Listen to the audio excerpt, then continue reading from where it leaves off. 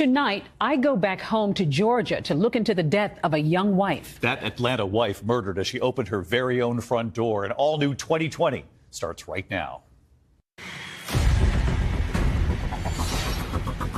This is a true murder mystery.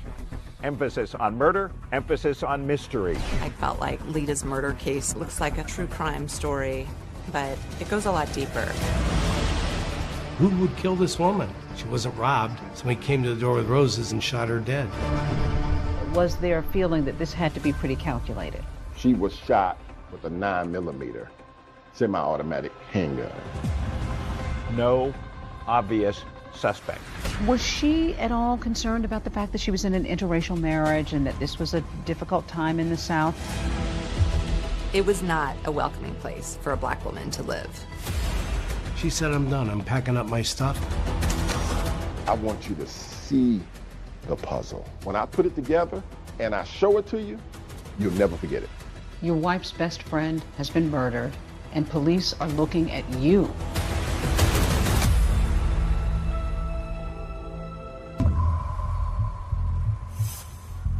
It's a chilly, drizzly winter Atlanta morning, and 35-year-old Lita McClinton is suddenly awakened.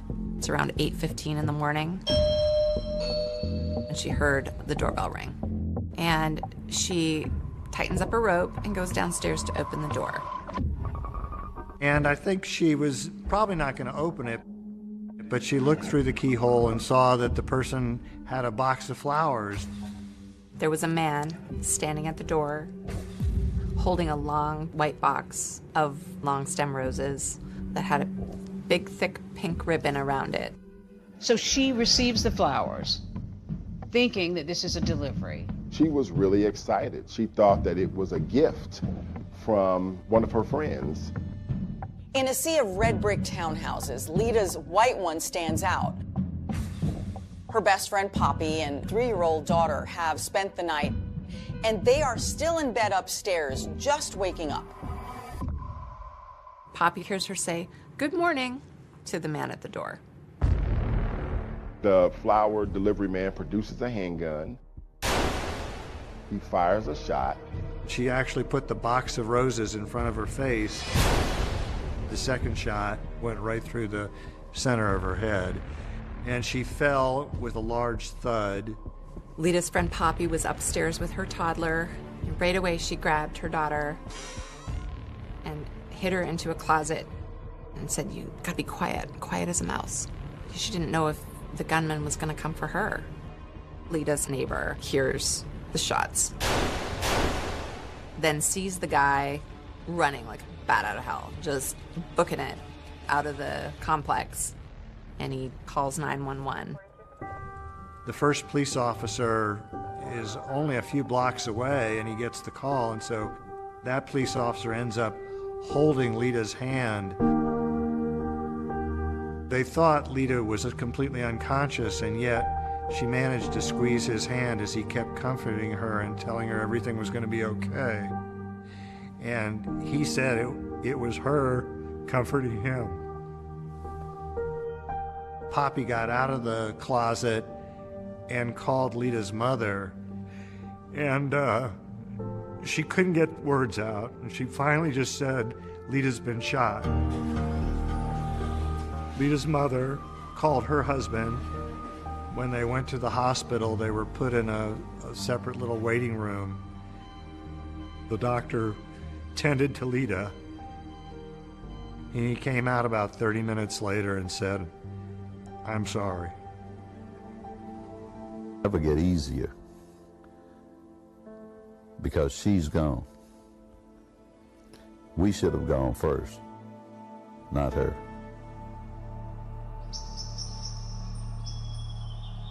Atlanta's exclusive Buckhead neighborhood is known for its sprawling mansions, not murder. So when the shooting happened right here, neighbors were shocked and on edge. Sullivan was found in the doorway of her townhouse, shot twice in the head. It's pretty surprising that in this area, those kinds of things probably wouldn't happen. How did you learn that Lita had been killed? I ran to the TV because I heard Sullivan on Slayton Drive. Police say a box of roses was found near her body. The gunman apparently posed as a delivery man. And I said, oh my God, that's Lita. Detectives on the scene found a bullet fragment, 2 shell casings, and the box of roses. 2 gunshots from a 9mm penetrated the box. The weapon was never found. To this day, it's never been found. In this case, you had just a minor amount of evidence. At the time, it was the top story on the news, and law enforcement officers felt a great deal of pressure in order to bring Lita's killer to justice. For years, Lita's case was cold, buried underneath the weight of unanswered questions and fading memories. I'm Deb Miller-Landau, and I just wrote a book called A Devil Went Down to Georgia about the murder of Lita McClinton Sullivan. I covered the story for Atlanta Magazine back in 2004, and the more people I talked to, the more that I researched, the more I felt like I began to know Lita. So talking about the day that she died feels personal. The case was also personal to Clint Rucker, the prosecutor.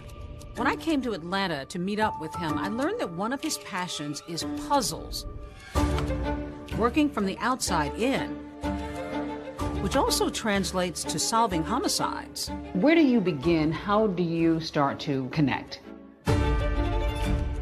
When I'm putting together a puzzle, not only in real life, but also a murder case, I make an assessment about what it is I'm working with. I start to identify pieces of the puzzle that are foundational. Lita's murder case looks like a true crime story, but it goes a lot deeper. It's a story about love and loss and greed. Lita had been reared in Atlanta's black elite. You know, on the surface, she was living an Atlanta dream. A prosperous upbringing. A very prosperous upbringing.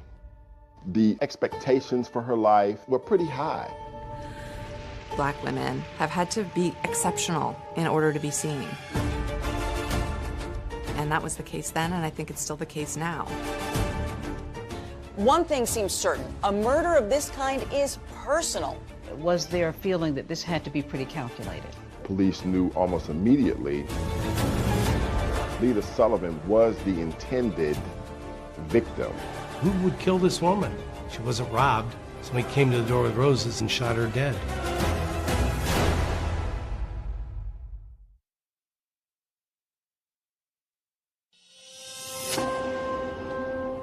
Atlanta had its fair share of crime, but this was most certainly one of the highest profile cases that got reported in the news. Sullivan was shot twice in the head. A box of roses found next to her body. Using a flower delivery man and shooting her, it was something that just kind of stuck out to me. Atlanta, Georgia, billed as a vibrant melting pot, a destination for creatives. But if you grew up in Georgia in the 1970s, as I did, you know this was a very different place then. One still emerging from the dark shadows of segregation and racial tensions. What was 1970s Atlanta like when she was sort of coming along? We've got African Americans that are kind of ascending into really prominent positions. Lita also is ascending because her parents are part of this movement. Lita's parents, Emory and Joanne McClinton, were both power players, movers and shakers in Atlanta. Emory McClinton was on the State Board of Transportation. Joanne McClinton was a member of the Georgia legislature. Joanne will tell you stories about being in really interpersonal meetings with Dr. King.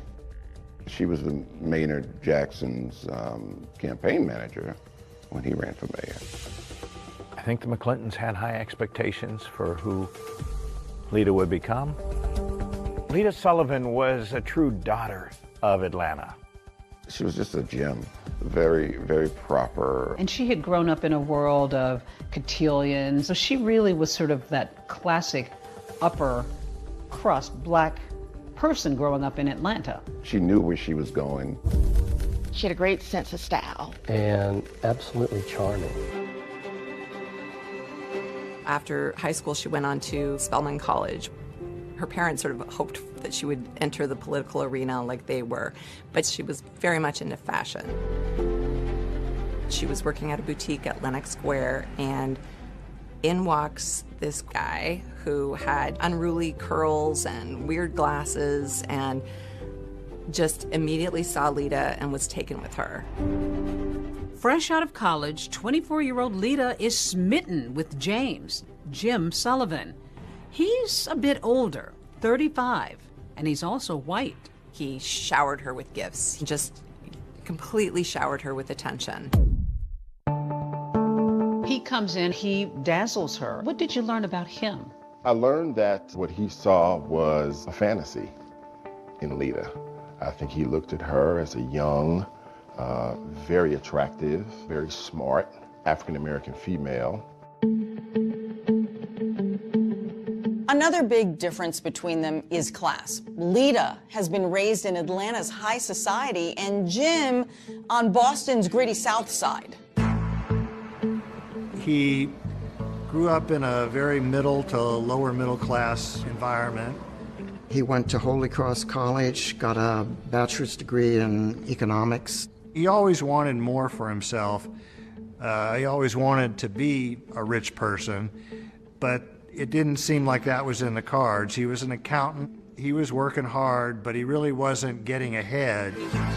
But life is about to change for Jim Sullivan when he inherits a thriving liquor distributorship from his uncle, worth millions of dollars.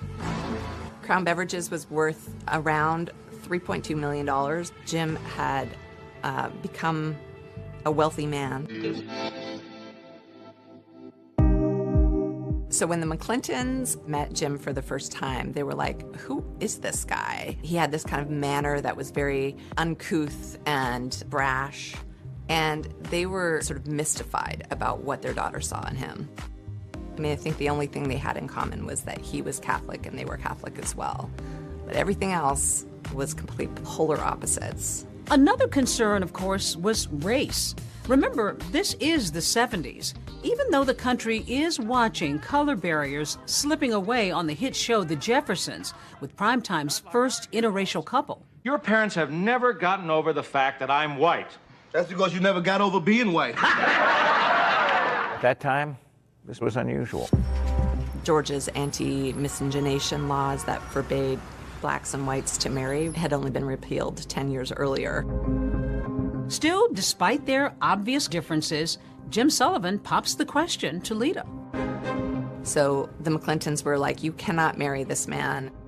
They felt like Lita was really making a mistake and was kind of caught up in the exuberance of this relationship. Despite her parents' strong objections, Lita and Jim are engaged. But on the eve of her wedding, Jim drops a bomb. He tells Lita that he has been married before and that he has 4 children. Lita was shocked. And then, the very same night, Jim Sullivan blindsides his bride-to-be again. He whips out a piece of paper and he says, can you sign this? And then she looks down and sees that he's drawn up a prenuptial agreement. And she's like, what is this? Apparently determined to protect his newfound wealth, Sullivan surprises Lita with a prenup, which says that in the event of a divorce, she would walk away with virtually nothing. She's reluctant, but the cake is ordered, the flowers are ready, so Lita signs the agreement and ties the knot anyway. Lita got married in 1976. It was a small ceremony in Macon, Georgia. Joanne McClinton would later describe that as the worst day of her life. The newlyweds settle some 80 miles south of Atlanta near Jim's business in Macon. It's a world away from Atlanta. But Lita agrees to give up her current job and her income and become full-time Mrs. Jim Sullivan. They bought a house in Shirley Hills, a very affluent, very white part of Macon. Joanne and Emery McClinton feared for their daughter. Being part of an interracial couple in Macon, Georgia in the 1970s would have been extraordinarily challenging. The neighbors were like, you have the gall to bring a black wife to Shirley Hills. People threw garbage on their doorstep. The out-and-out racism had to be tough for Lita. But she moves forward and makes some new connections and friends, including Yvette Miller. When Lita and Yvette occasionally go out to eat, she notices something a bit curious. We'd go out to lunch at a nice restaurant, and she couldn't pay the bill. And I would end up picking up the check. And they were a wealthy couple. They were very wealthy. Then one Christmas season, a card arrives in the mail addressed to Jim. Lita opens it, and what she discovers will make her question everything.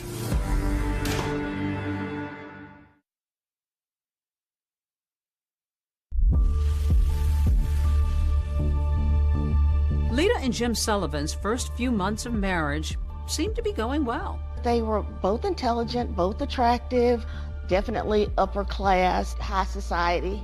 But just beneath the surface, there's some obvious cracks. They seemed to be loving at first. At first? He was not that nice to her, and he was not that kind to her. Was he brusque? Was he brash? He was a bit arrogant. Even though he had all of these resources, he did not, in my opinion, take care of his wife. Friends say that the once generous millionaire has suddenly become a miser. He was notoriously cheap. He would wear his dead uncle's clothes around the house. He would use the sheath from the dry cleaning as saran wrap in the kitchen. He didn't want Lita to work, but he kept her on a very tight allowance where he gave her $150 a week. Did she express any discontentment with her marriage? When we were at those restaurants, Jim just does not give me enough money to take care of me and the house. You know, she clearly was not happy. Was there talk of infidelity? Lita had several instances where she questioned whether or not her husband was actually having an affair. One day she finds a long blonde hair in their master bathroom, and she asks Jim about it, and he says, I don't know what you're talking about. They got into this cycle of, she accused him of philandering. He would deny it, and then he would buy her sort of an expensive jewelry apology.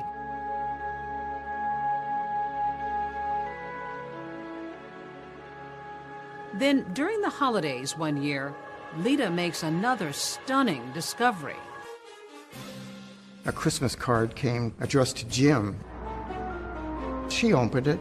A woman wrote in something like, missing your kisses. The woman's return address was on the envelope, so Lita went and spoke to her. And the woman said that she had been having an affair with Jim. Lita is distraught and goes home to be with her parents in Atlanta. But her husband manages to lure her back, increasing her weekly allowance in a now post-nuptial agreement. Now it's $300 instead of $150 a week, but it still shows that all of their assets belong to Jim. That's right, the successful business, Lita's Mercedes, multiple properties, even her jewelry, still belong to her husband in the event of a divorce. But in an attempt at reconciliation, Lita signs the postnup. Just a few months after Lita signs that agreement, without Lita knowing, Sullivan decides to sell Crown Beverages for $5 million. And that's not all. He tells her they're moving to Palm Beach, Florida. Lita was in shock. She had any clue that he was going to whistle her down to Palm Beach.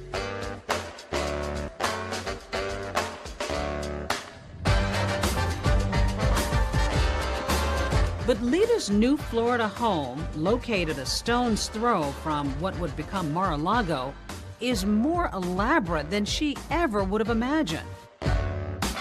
Called Casa Alita, It's a 17,000 square foot mansion with 8 oceanfront bedrooms. It was just unbelievable. When you went to Jim's home, you go through this tunnel and you would be at the beach. It's your own private beach. But for Lita, everything that glitters isn't exactly gold. James Sullivan very much wanted to integrate himself into the upper echelons of society, and his aspirations did not include Lita's participation.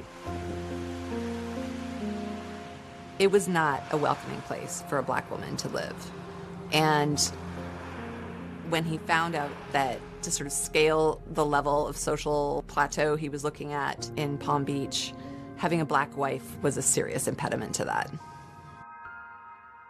She was left out of some affairs, and she really became upset. So even though they had money, this is a moneyed crowd, didn't really matter though. He was barely rich compared to Palm Beach. Did he want to be in that crowd? Oh yes, he wanted to, be accepted as one of the rich and famous. It doesn't take long before Jim starts to flirt with other women. And it's at a cocktail party that one particularly elegant Palm Beach woman catches Sullivan's eye. Jim sees Suki Rogers, who is a Korean-born socialite. She was telegenic. She had a spicy personality. I think a man like Jim Sullivan could not help but be intrigued by this beautiful woman. They started dating. He's still married to Lita. By now, the Sullivans have been married nearly 10 years, but things are about to explode. Lita finds women's lingerie in their master bed. It's the bra that broke the camel's back. She said, I'm done. I'm packing up my stuff, and I'm going back home. Lita arrives back in Atlanta. The very next day, she files for divorce from Jim. But Sullivan fights Lita every step of the way, and the divorce drags on. Did she seem concerned, worried, nervous about her breakup? What I detected was she was excited, and she was cutting the cord and leaving Jim alone. She wanted her life back. While Lita is looking forward to a new life of freedom, she can't be happy about the prospect of leaving her marriage with virtually nothing. No career, no Palm Beach mansion, no Buckhead townhouse, and $2,500 a month in alimony for 3 years. So Lita is going to divorce court, determined to fight for what she believes she deserves. All she wanted was a reasonable financial settlement so that she could kind of go on with her life. January 16th, 1987 was set up to be a pivotal day in the lives of Lita and Jim Sullivan. A judge was going to decide whether or not to throw out the postnuptial agreement. She might get as much as close to $1 million in cash and assets. The morning of January 16th, Lita Sullivan, she'd lose her life that day in a murder. With Lita out of the picture, Jim Sullivan stands to gain the property that they had and retain control over all his money. Sullivan was the main suspect. That is, until a treasure trove of secret recordings of Lita's private conversations are uncovered, taking this investigation in a whole new direction. And police are looking at you.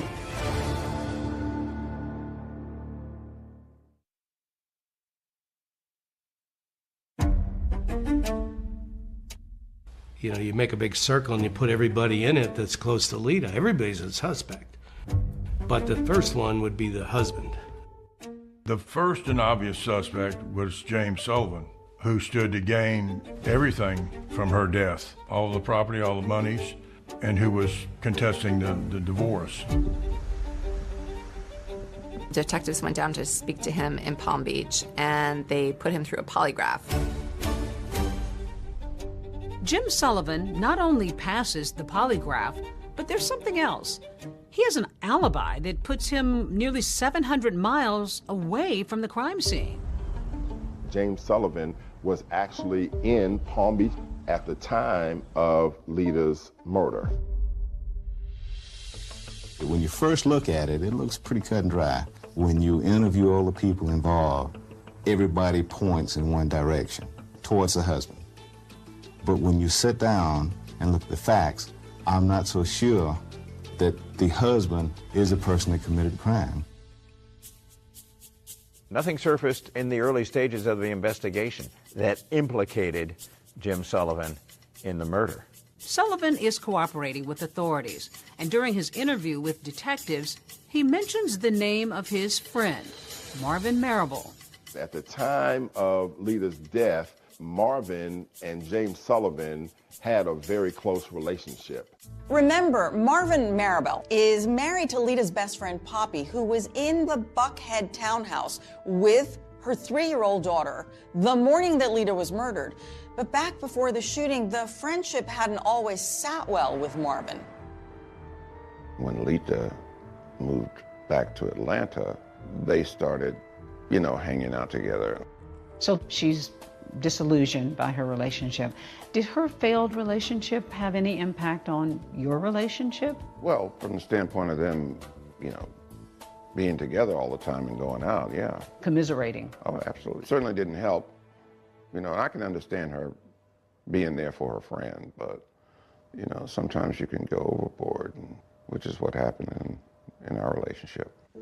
Marable, a former New York State trooper turned entrepreneur, says Lita would often spend hours at his home with Poppy. And it was during this time, he says, coincidentally or not, that his own marriage began to unravel. I found a letter where Poppy was planning to file for divorce. So she was planning to file for divorce without your knowledge? Oh, yeah. That had to be a shocker. It was. So then you decided to try something a little questionable after that. I have a background in law enforcement. I don't see it as questionable. It's your own telephone in your own house. I put a recorder on the, people call it a tap, on the phone, and I started recording conversations. In the house phone? Mm-hmm. On the house phone. He began listening to Poppy and Lita's conversations and ended up recording more than 300 hours. In doing those very personal conversations between girlfriends, Marvin Marable learns that there may be some information that James Sullivan might be interested in learning that will be helpful for him in his divorce case. He tells Sullivan about the tapes and what's on them, specifically Lita's post-divorce plans. And soon enough, the two disgruntled husbands are conspiring to get the best of their soon-to-be ex-wives in divorce court. Marvin Marable travels down to Palm Beach under a false name, and the two men listen to the tapes, and Marvin says, I'm not going to record anymore, and Jim says, no, keep recording. Was there talk of money? Yeah, he offered $30,000. Jim says to Marvin, if the judge decides to honor the postnuptial agreement, he's going to give Marvin $30,000 for the use of the information on the tapes. What kinds of things did Lita talk about that could be helpful to either one of you? There were some guys that, she would talk to, but she was legally separated. But then, just a few days after Marvin and Jim's secret meeting at Casa Elita, Poppy and Lita somehow discovered the recording device. How did they react? It wasn't nice. She filed for divorce the next day. She was angry. She was very angry. Lita was upset too, so upset that she reported Marvin to the authorities, and he was charged with possession of an eavesdropping device. So when police questioned Sullivan about who might have a motive to murder his wife, he tells them to look no further than Marvin Marable. And sure enough, only a few days after Lita's death, Marvin is being questioned by the Atlanta Police Department about Lita's murder. I go down for the interview, and the first thing they did is read me my rights. And from there on, it was just a nightmare. I was a prime suspect. You have a law enforcement background, so you knew what police So were. I knew that I was being followed. I could pick the investigators, police, could pick them out all the time. Jim had mentioned my name to them. He said, look at Marvin Merrill. This was serious stuff. Oh, yeah. How worried were you? I was very worried.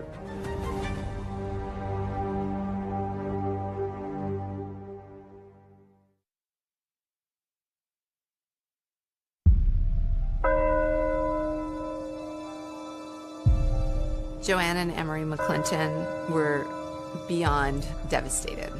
Their eldest daughter was dead.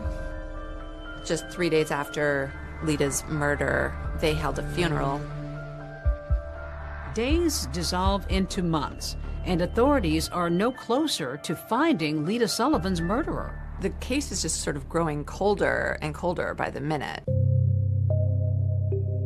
And while Marvin Maribel might have been angry at Lita for pressing those charges against him for eavesdropping, there was no evidence he was responsible for her death. I know that people get wrongly accused, wrongly convicted, and so the only saving grace is the fact that I knew I was innocent. By process of elimination is you can determine the pieces that don't fit. And just eliminate them. The way in which we eliminated Marvin Maribel as a suspect, there was just not enough to connect him directly to the crime itself. As for that eavesdropping device charge, Marvin was put on probation, which he completed, and then he was exonerated. But on those recordings Maribel made, Lita had talked about other men, something that her soon-to-be ex-husband Sullivan pointed out to police. He made allegations that she was participating in extramarital affairs, and that perhaps this was the action of, you know, a disgruntled boyfriend. We have a lot of major players. At this point in the investigation, we have a lot of suspects. One of the first men police question is a professional athlete. Lita and him had been friends when she was in Palm Beach. The police quickly found out that he was in prison for drug possession. That athlete is behind bars when Lita is killed, so clearly he can't be the trigger man.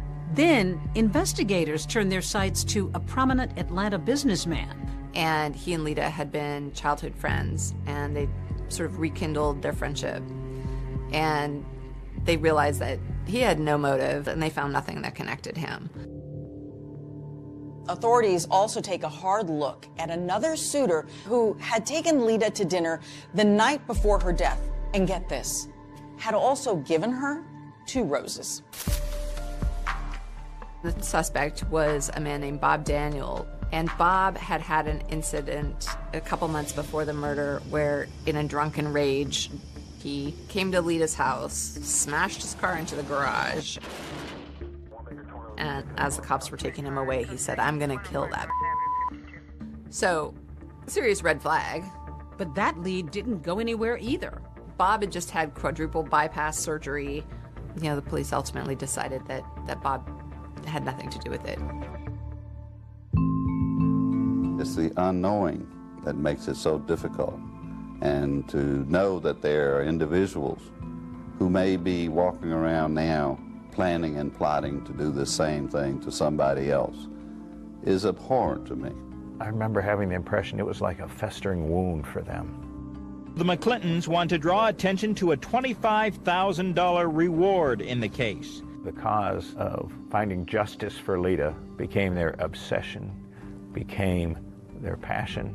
The reward is for the arrest and conviction of those individuals responsible for our daughter's murder. To catch Lita's killer, the Atlanta Police Department assigns 2 veteran detectives to the case. If Lieutenant Walker bears a resemblance to actor Billy D. Williams, Welcome Harris reminds one of Columbo, the dogged, disheveled detective of television fame. Building a murder case was like making a mosaic. You know, you get a shiny piece of glass here, a gem there. You put it together and you hope that from it emerges the shimmering image of a killer. This particular case deals with what I consider to be high society. It contains a little bit of everything. intrigue, mystery. These days, a lot of murders are solved using DNA technology, ring camera technology. But back then, it was detective work. She was shot with a 9mm semi-automatic handgun. Most important thing found at the crime scene was the roses. They canvassed all the area flower shops and quickly found that the roses had been purchased at the Botany Bay flower shop. They interviewed the worker in there, and he told them that this guy came in about 8 o'clock and bought these roses and paid in cash and then left. And he was in a small car. The florist gave a description of the man buying the flowers and another man who was waiting in the car. So detectives know they're looking for at least 2 men. Until yet another person is described to police. That flower delivery man who had looked Lita's neighbor right in the eye.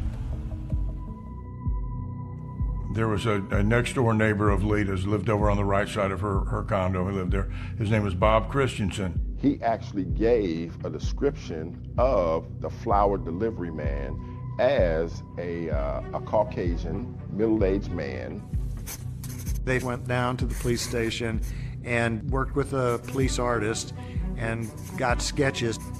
As the sketches were being completed, the officers were realizing, obviously, that the shooter was not Jim Sullivan and that the other individuals were all 3 distinct individuals. They didn't look anything like each other, so therefore we knew 3 people were involved. For investigators, this has all the earmarks of only one thing: murder for hire. All the evidence pointed to a hitman showing up at the front door, posing as a flower delivery man, and firing a gunshot into Lita's head. With investigators now exploring the possibility that Lita was murdered by a hired gunman, another critical piece of evidence comes to light: a mysterious phone call. And what they found was that on the same day that Lita was murdered, about an hour after the actual shooting, there was a collect phone call that was placed from a payphone right outside of Atlanta, Georgia. Was this a call from the killer? I don't know about you, I haven't had a collect call from a payphone, so as a cop you probably go, I wonder if that's connected. And a tip from a woman 700 miles away may just be the big break investigators have been waiting for. I said, anyone knows that if you wanted to get a woman to answer the door, all you would have to do is take flowers to the door.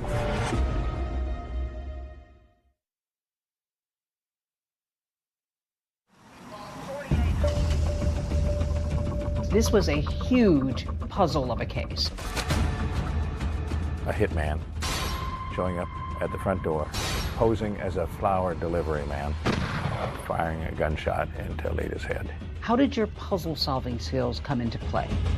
You figure out what fits and what doesn't fit.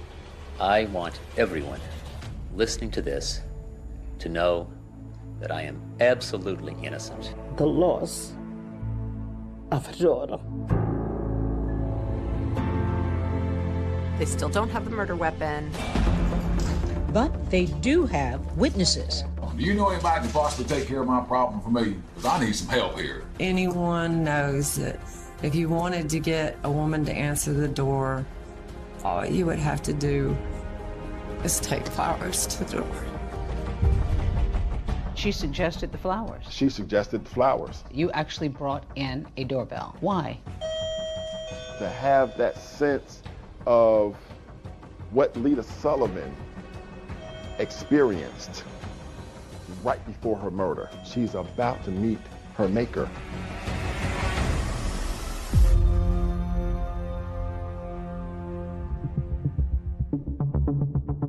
It's a deadly delivery of a dozen pink roses.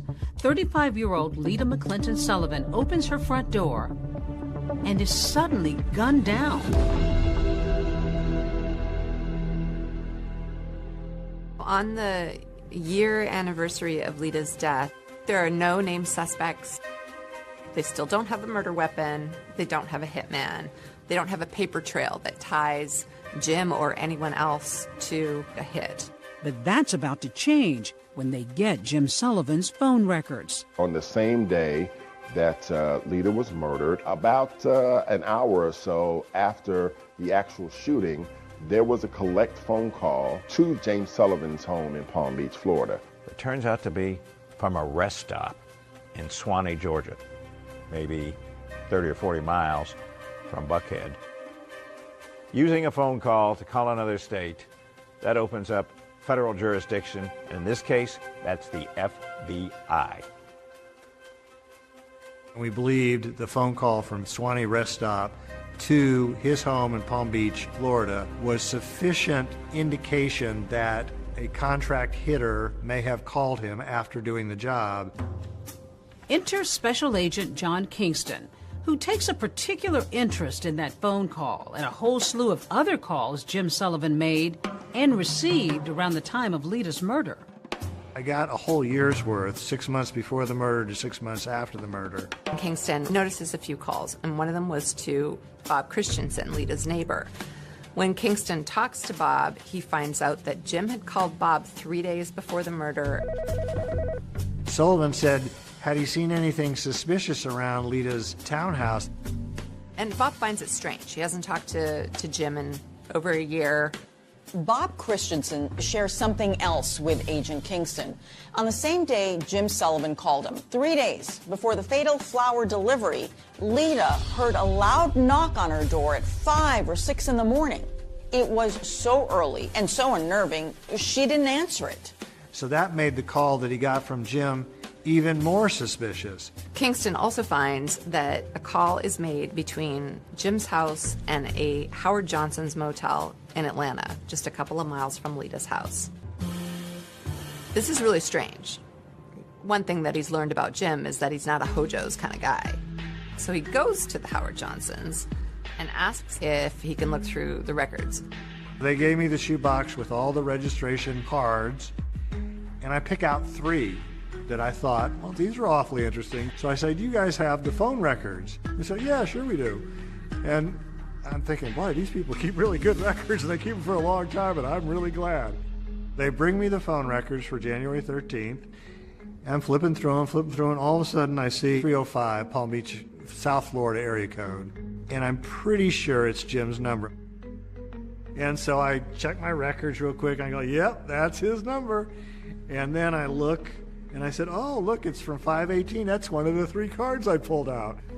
Well, it just so happens I have a copy of it here. And one of the things it imparts is 3 individuals checked into the room.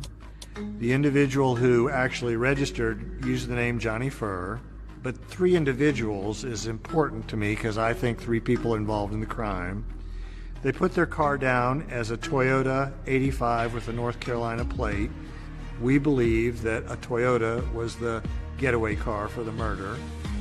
So there's 2 coincidences already. But remember, these motel records are from January 13th. Lita was murdered 3 days later on the 16th. Special Agent Kingston is beginning to surmise that the killers may have tried and failed to get to her once before. What I believe it to be is the killers having come down 3 days before the actual murder was committed, knocking on her door, her not answering it, and them having to stop and regroup and figure out what plan B is going to be. So I am in love with this registration card and becomes the focal point of my life for the next several months. Kingston's next move is to locate this so-called Johnny Furr with the North Carolina license plate. And to my surprise, there are 150 John or Johnny Furrs in North Carolina. But to my great surprise, 115 of these 150 are in a very small circle in North Carolina between the 3 cities of Albemarle, Concord, and Kannapolis. They're going to knock on every door and find this Johnny Furr. Of course, they're coming from Georgia, and anytime the FBI goes and investigates in another state, they need that state's approval. And just as they're about to get to the state border, their boss calls them and says, North Carolina's denying you entry, and they'll take it from here. And that pretty much kills my case. that kills my case. Yeah, soon after that, Agent Kingston is transferred to another job, and that whole investigation just sort of fades away. Meantime, in Palm Beach, Jim and Suki are living the high life. So with Lita out of the picture, Jim is free to marry Suki, which he does 8 months after Lita's murder. He's thinking that he's the cat's meow. Eating in restaurants in Palm Beach, going to parties, got another attractive woman on his arm. Jim drives around town in a Rolls Royce and gets into a fender bender and has to go to traffic court. Jim says to the judge, well, you've misunderstood. I wasn't even driving that day. Suki was driving. So the judge says, we're going to throw it out. However, the cop who was on the scene catches wind, and he says Suki wasn't even in the car that day. It was Jim driving alone. So now Jim has perjured himself, as has Suki. Jim ultimately got convicted of perjury, was given a year probation and a year of home confinement. Suki Sullivan also receives a year of probation. Suki's freaking out. When she gets charged with perjury on his behalf, she's like, I'm done with this. Suki files for divorce from Jim. And the trial that follows is the juiciest, craziest gossip in town. So when it's Suki's turn to testify, she drops a bomb. Did he talk to you about his former wife, Lita? Yes.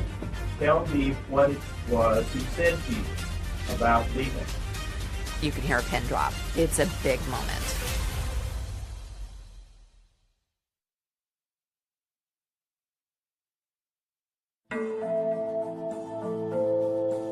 After 33 months of marriage, Suki files for divorce from Jim.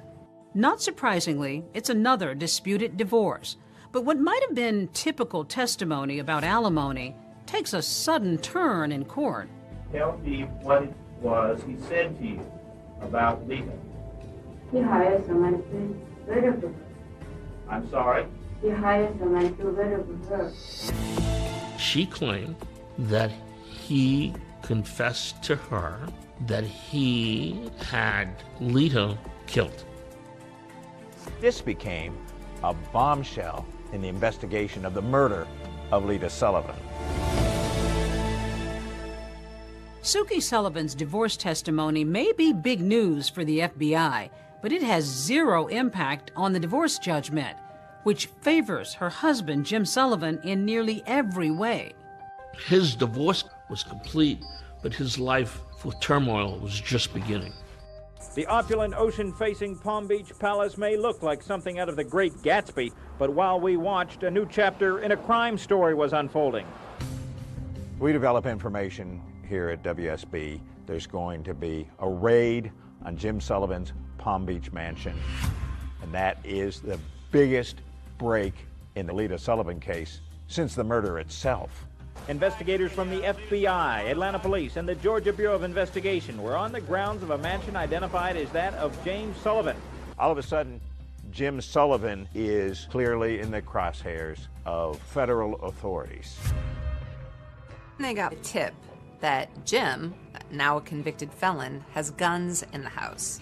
Of course, you're not allowed to have guns if you're a convicted felon. So they put together a sweeping affidavit to get a search warrant. We did see a number of guns loaded into a car and this box carried out. When they found the guns, he was in violation of his probation, and so he went to jail for 9 months. All this time, a federal grand jury has been convening in Atlanta. They've got what they found in the mansion. They got what they found in the phone records. They've got Suki Sullivan. They've got the neighbors. What they don't have are the identities of the hit team. There's a problem, though. We, the federal government, have a 5-year statute of limitations, which is going to be up on January 16th of '92. With 5 or 6 days to go before it expired, the U.S. attorney made a bold decision. We're going to take our best shot with what we got right now, so they indict Jim Sullivan. Jim Sullivan is indicted on multiple counts of arranging Lita's murder for hire through interstate phone calls. Millionaire James V. Sullivan is on trial in connection with an alleged murder for hire plot. Here he arrives for the first day of trial testimony. It was a trial that transfixed Atlanta. I mean, it was something we were covering on basically a daily basis, but we couldn't have it on camera because it's federal court. It looks like the family is finally going to have some accountability for the murder of their daughter, Lita. The prosecution suggests the killers were calling Sullivan from the rest stop to say the job was done. The defense suggests otherwise. Jim Sullivan is lawyered up with the best criminal defense lawyers that you can find anywhere in Atlanta and maybe in the whole country.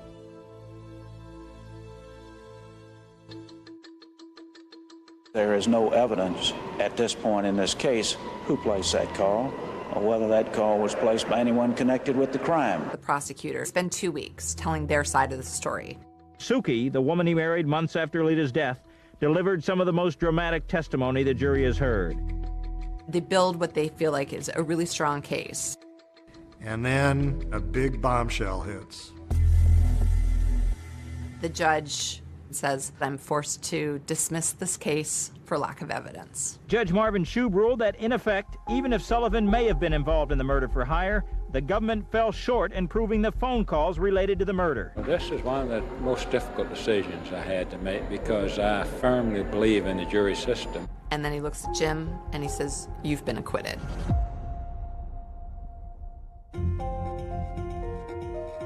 This was ultra shocking.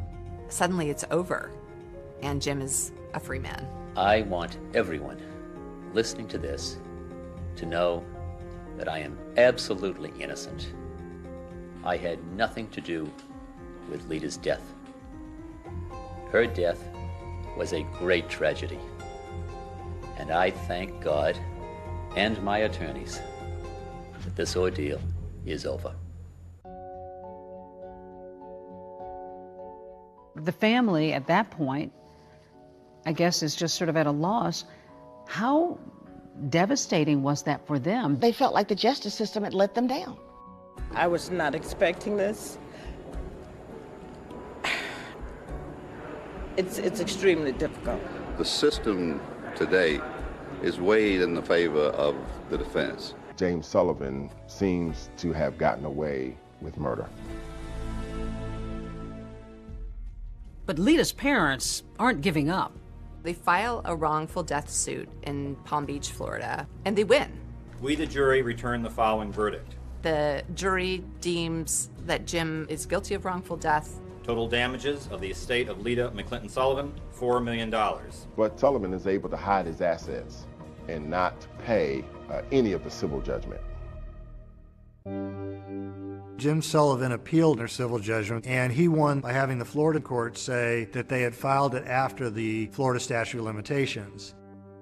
Once again, Jim has wiggled out of any responsibility, and the family is left dumbfounded. Until a call is received out of the blue. A young woman comes forward. It proved to be the break in the case that everyone was looking for.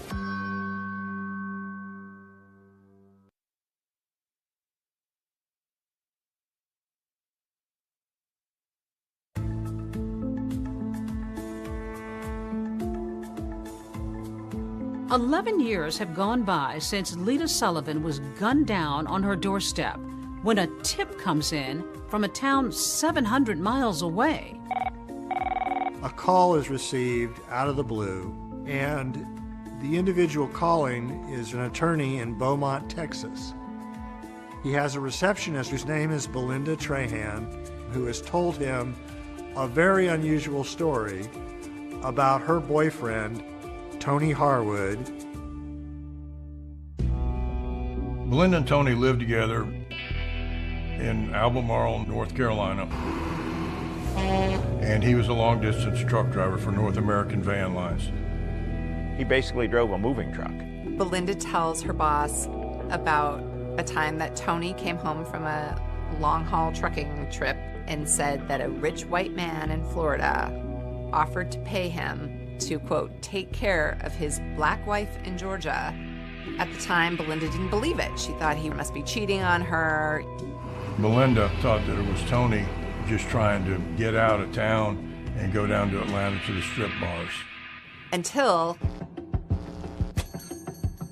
he took her to meet this rich white guy in a diner somewhere, and he got a wad full of money. She says he sits down briefly in their booth and gives Tony Harwood the balance owed for the hit on the man's wife. Belinda Trahan tells her boss that soon after this bizarre trip, she broke up with Tony Harwood and moved to Texas. But now, 11 years later, she says that he mysteriously reached out to her again, asking her to meet him at a nearby truck stop. She's afraid that he may commit harm to her. And it's this new tip from Belinda Trahan that sends Georgia authorities to the Lone Star State, turning up the heat on an otherwise cold case. Georgia Bureau of Investigator Agent John Lang takes a detective from the Atlanta Police Department and goes down to Texas to talk to Belinda. She was with Tony when they met this mysterious man at this diner that they were meeting at. We wanted to show her a lineup of pictures in hopes that she could pick Sullivan out of it. And she takes her pink fingernail and taps right on Jim Sullivan's face and says, "This is the man." My plan of attack was to get some recordings with her and Tony. So we got her to get in touch with Tony again. She's talking to him and trying to coax information out of him, knowing John Lang is listening on her end.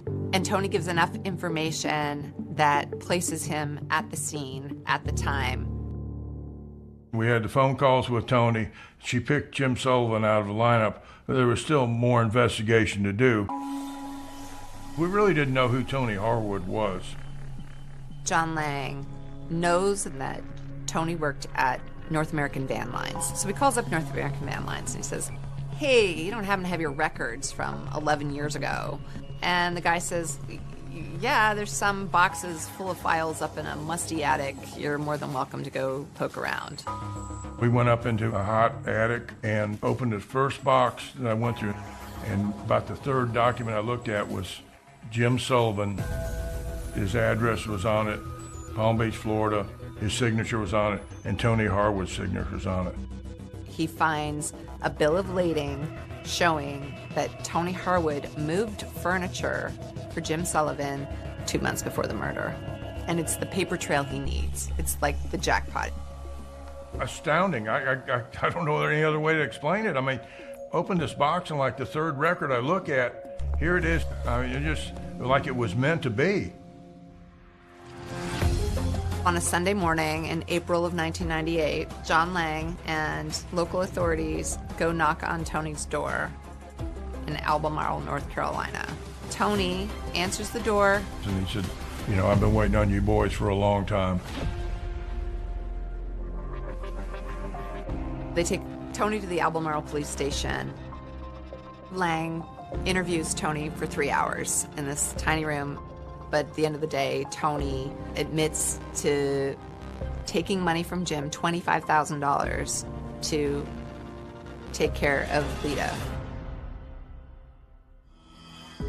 He also tells the detectives that he wasn't the one to pull the trigger, but that he was there the day of the murder. He went through the whole case. And throughout the interview, he incriminated himself even more. I mean, admitted that he was there. He knew what happened. So he was arrested for murder of Lita Sullivan, and we took him back to Atlanta that day.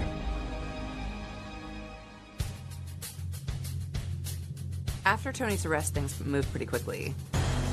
We are here today to announce the issuance of a warrant for the arrest of James V. Sullivan. They got enough to get Sullivan, and now boom. Sullivan hears of this and blows. He takes off.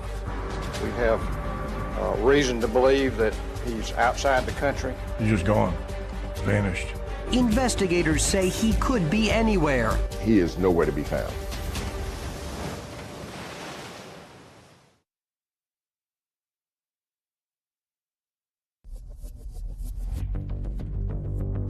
We certainly do not know where Mr. Sullivan is. We have reason to believe that he's outside the country. More than a decade after his wife Lita was murdered, Jim Sullivan seems to be playing a game of catch me if you can with authorities. There is an international manhunt for James Sullivan.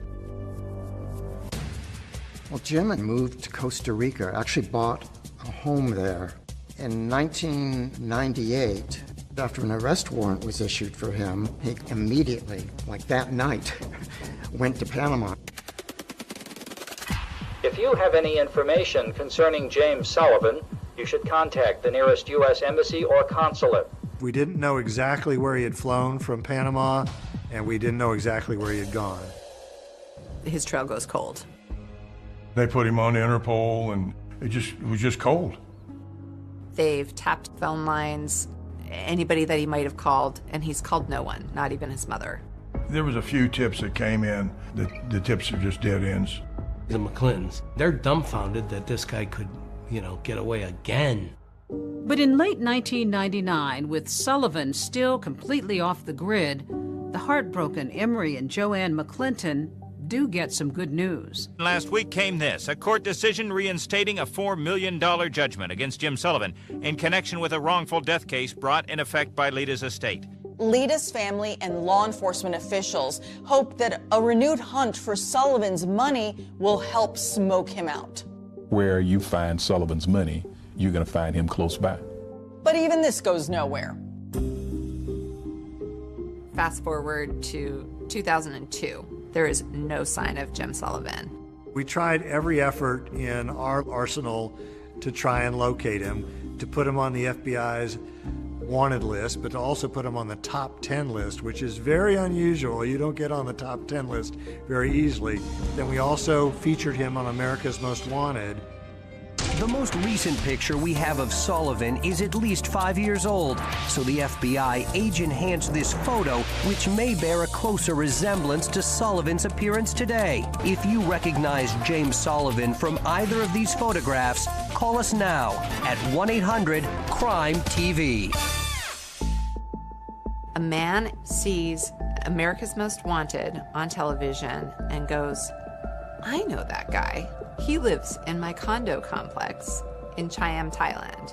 And sure enough, he calls the authorities. He went to Panama, to Venezuela, and eventually to Thailand, where he got a beachfront condo. He spends his days walking on the beach, sitting by the pool, occasionally playing tennis, as though no other troubles in the world. The Thai police knock on Jim Sullivan's door on July 2nd, 2002, and say, you're under arrest. The McClintons can hardly believe it. We found out from the FBI, and that was a moment of jubilation. 15 years is a long time to concentrate on the loss of a daughter. And we had determination, and we had the will, and we also had all of these individuals behind us.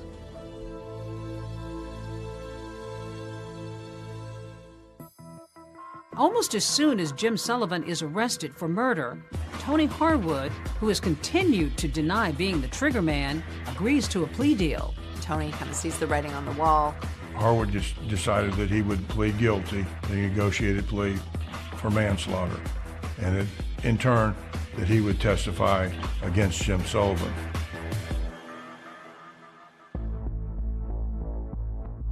It took 2 years, but he finally was extradited back to Atlanta in 2004. He got off the plane. He was wearing a single shoe because he had such terrible gout in his foot. But he gets off and gets taken to Fulton County Jail. And there's this sort of cumulative sigh of relief. to be clear, Sullivan being tried for murder in Georgia is not double jeopardy. For one thing, it is a state case, and the previous one was a federal case, and that specifically was for arranging Lita's murder for hire over the phone. The elected district attorney appoints me along with a couple of other lawyers to prosecute the case. This was a huge puzzle of a case. Right. How did your puzzle-solving skills come into play? There's no cutting corners, and you spread the pieces out, and then you figure out what fits and what doesn't fit. And that's kind of what the prosecution of James Sullivan was like. It was putting together all these different pieces so that we could make sure that the prosecution of the case was done accurately and with integrity. What concerned you going into this trial? He was rich. He was a white male. He had escaped the federal authorities before, and he had two of the best criminal defense attorneys representing him. They are sharp, and if they can find a way out, they're going to find a way out. There will not be one shred of physical evidence that links Jim Sullivan to this crime. Jim has eluded justice so many times that there's a real palpable fear that he's going to get away with it, that he's going to elude justice again.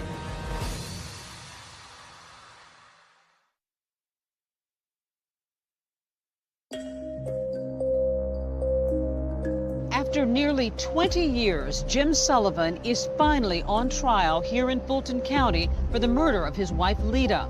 For her heartbroken parents, this day couldn't come soon enough. The pain, believe it or not, it increases. It does not decrease. The shock decreases.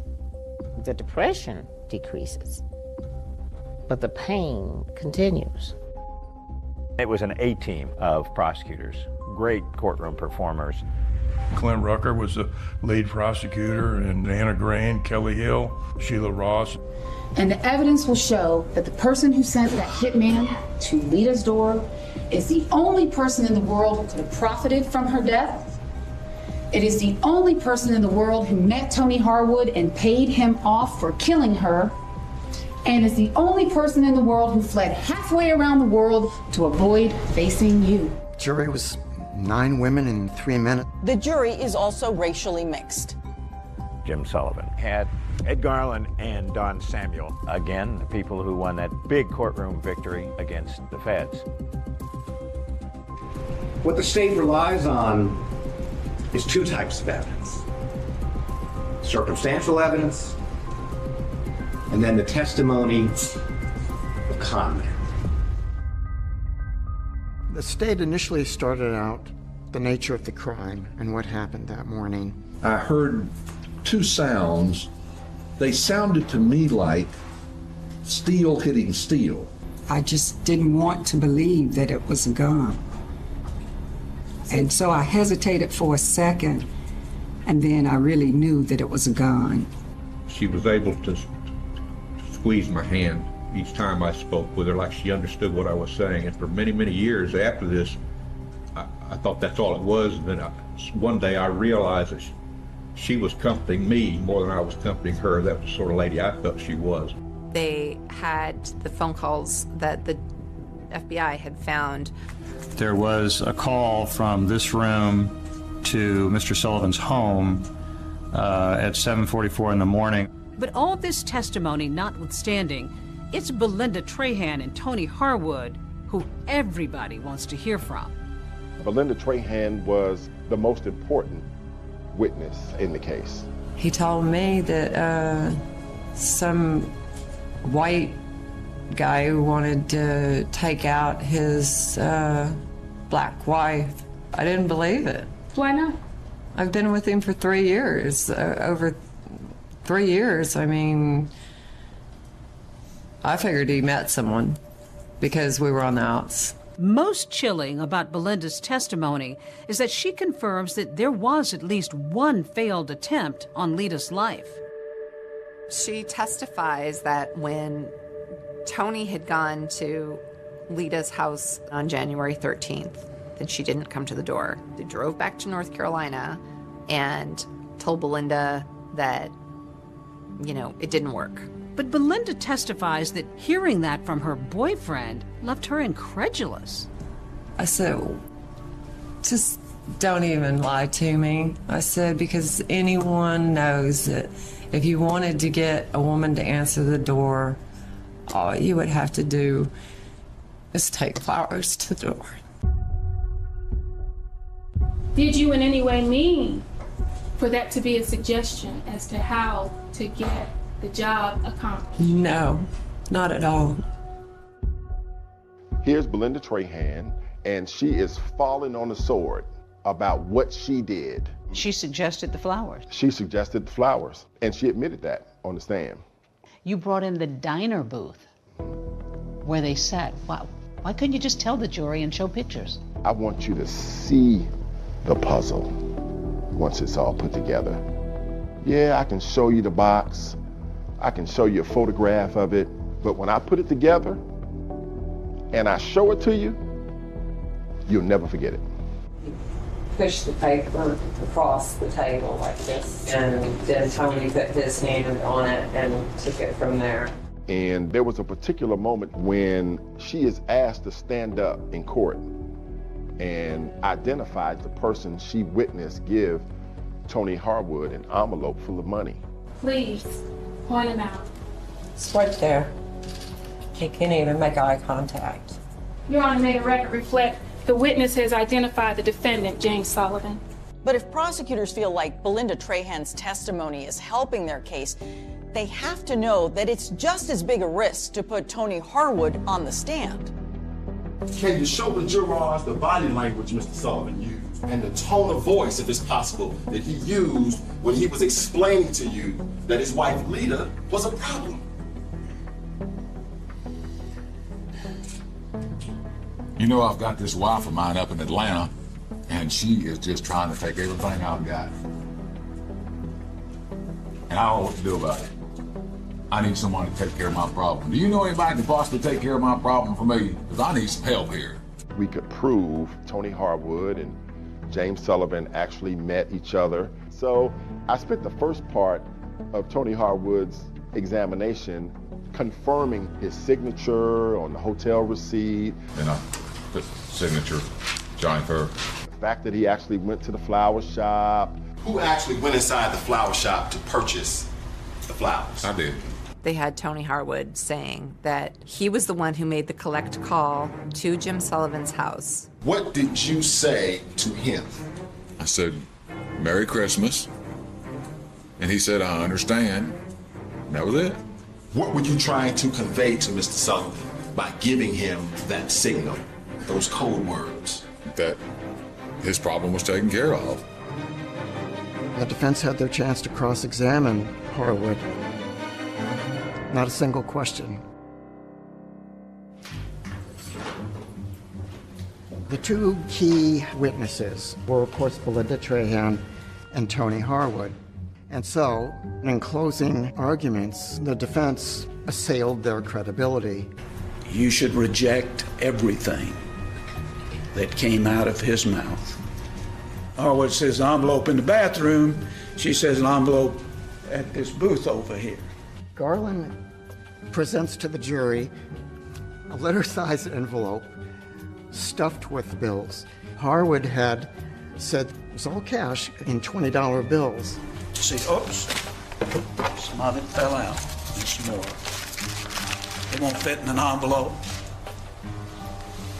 The whole story just doesn't make sense. In your closing arguments, you actually brought in a doorbell. Why? What was the point?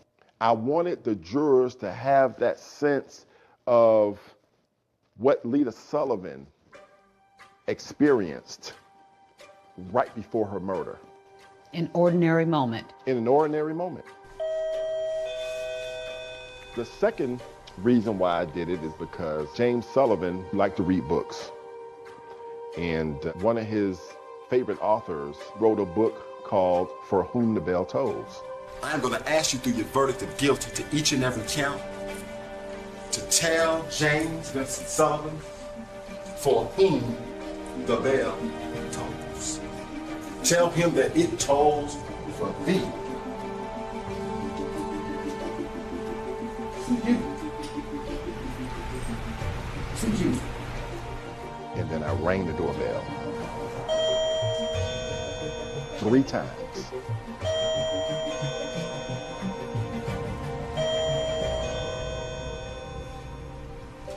As the jury goes out to deliberate, I think there's a real fear. Are they going to do it this time, or is it going to be like every other time?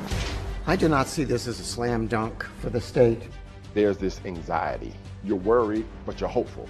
I don't care who you talk to that does this kind of work as a litigator. They will tell you, oh, I can look at the jurors and I probably can tell you what they're going to do. No, you don't. You don't.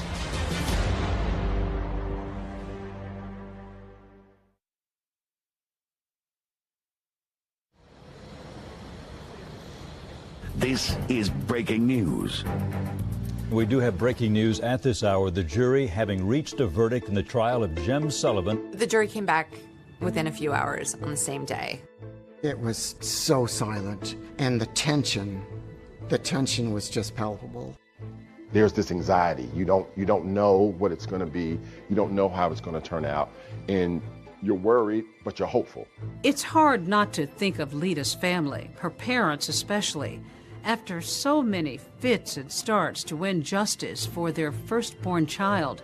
It comes down to this moment. The judge says, "Ma'am, would you publish the verdict?" And then from that moment until they get finished, nobody is breathing. Count 1, malice murder. We, the jury, find the defendant, James Vincent Sullivan, guilty of malice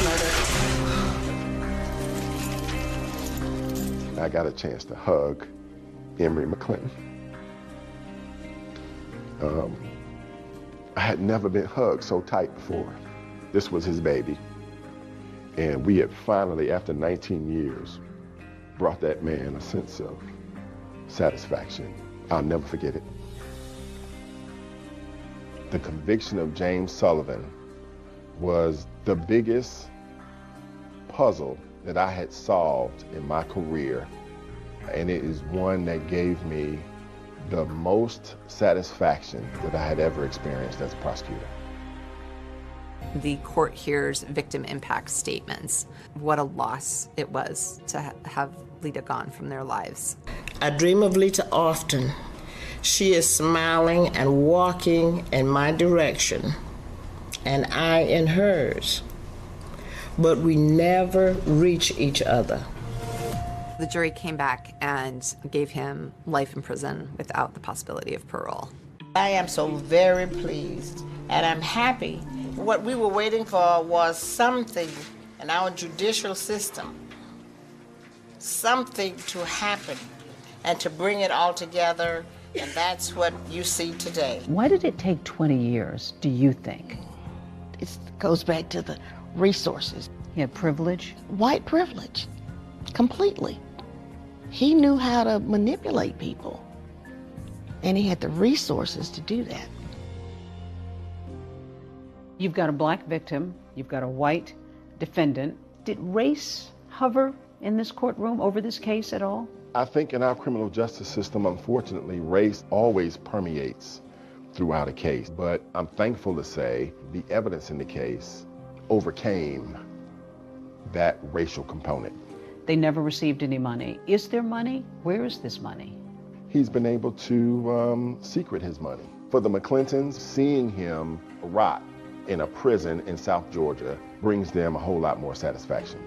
This is a woman who you never met, I've never met, most of the people involved in this case never met her, and yet her life really made an impact. When somebody dies in this kind of manner, they don't stop being a member of the family, they don't stop being a member of the community, they never stop mattering.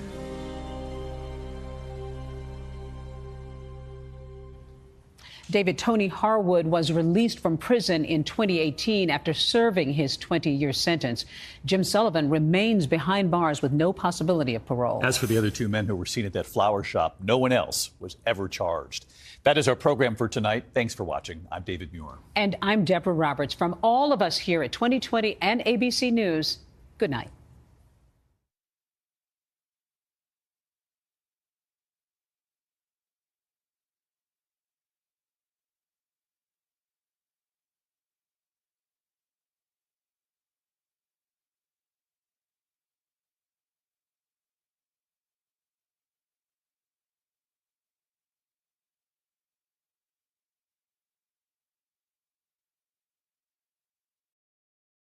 A wealthy commodities trader with the world at his feet.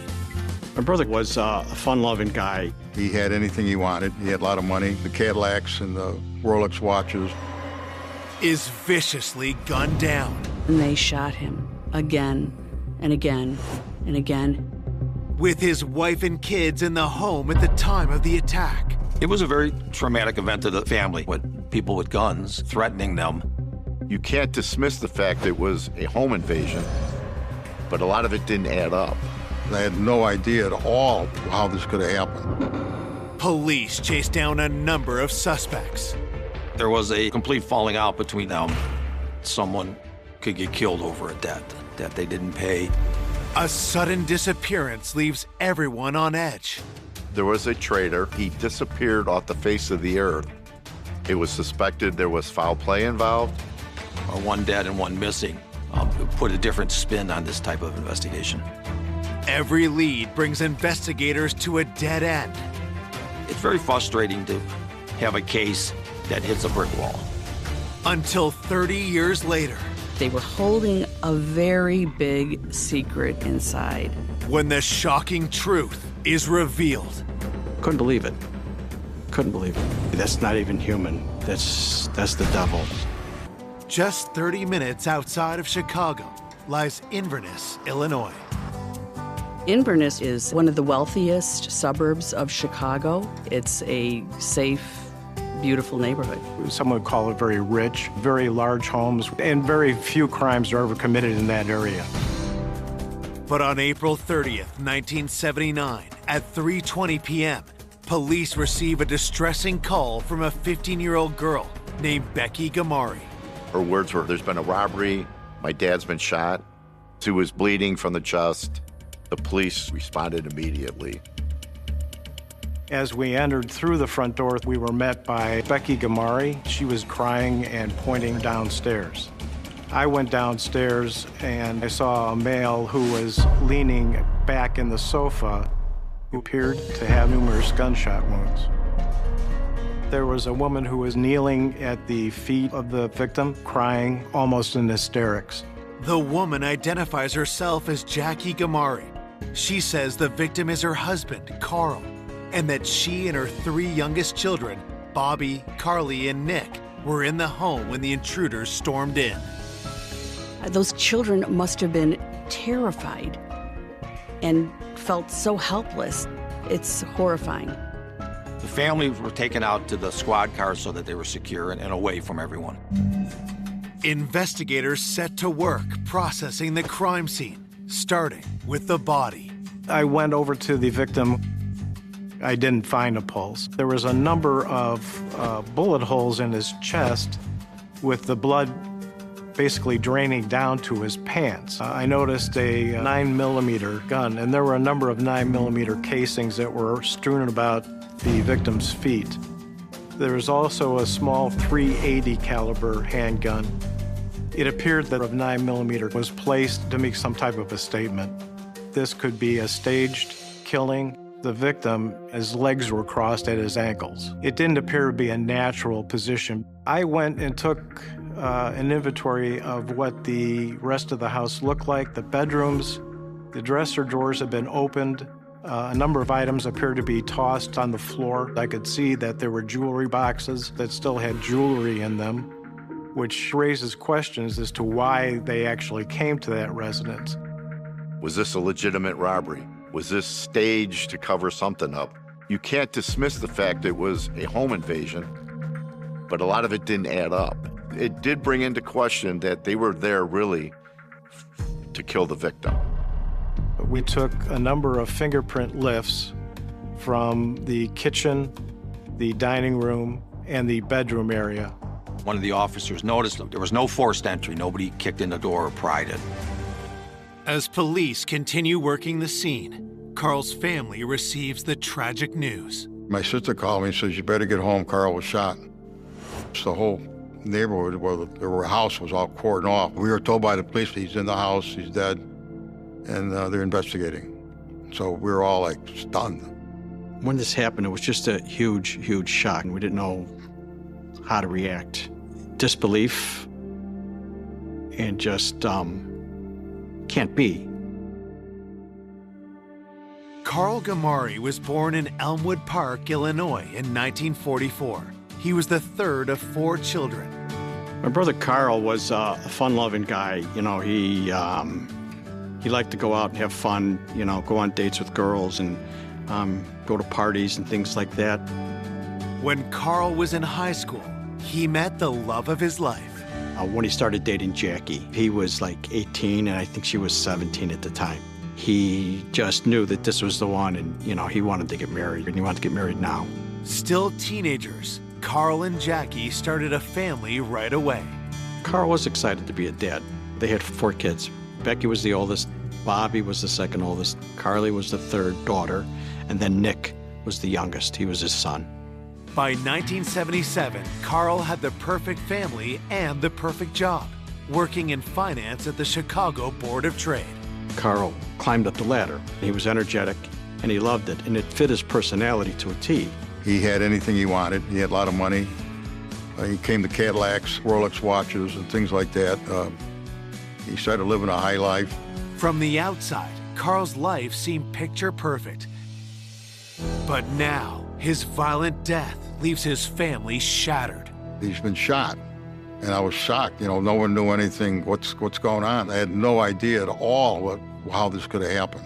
Investigators start by interviewing Carl's family, who were also witnesses to the crime.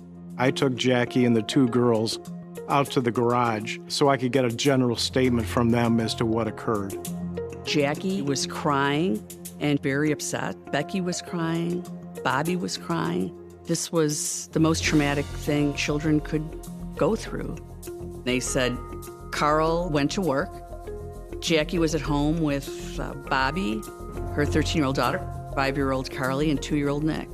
Around 12 or 12:30, Bobby is laying on the couch, and she's watching TV, and 2 men come in, and they have guns. She said the 2 men were wearing stocking masks and dark clothing, and they had come in through the unlocked back door. They point the guns at her, and they ask her, "Where's your mother?" So Bobby leads these men to the master bedroom, where Jackie is on the phone. They ask Jackie for her money, and she says, "I only have $20. And they said, "We're here for more than that." These men tie Bobby's hands behind her back, and then they tie up Jackie. They force them into the master bedroom closet with Carly, with baby Nick. Time is passing. Bobby said that she heard a man yelling, "No," who she thought was her father, and she heard 3 banging sounds, which she believed were gunshots.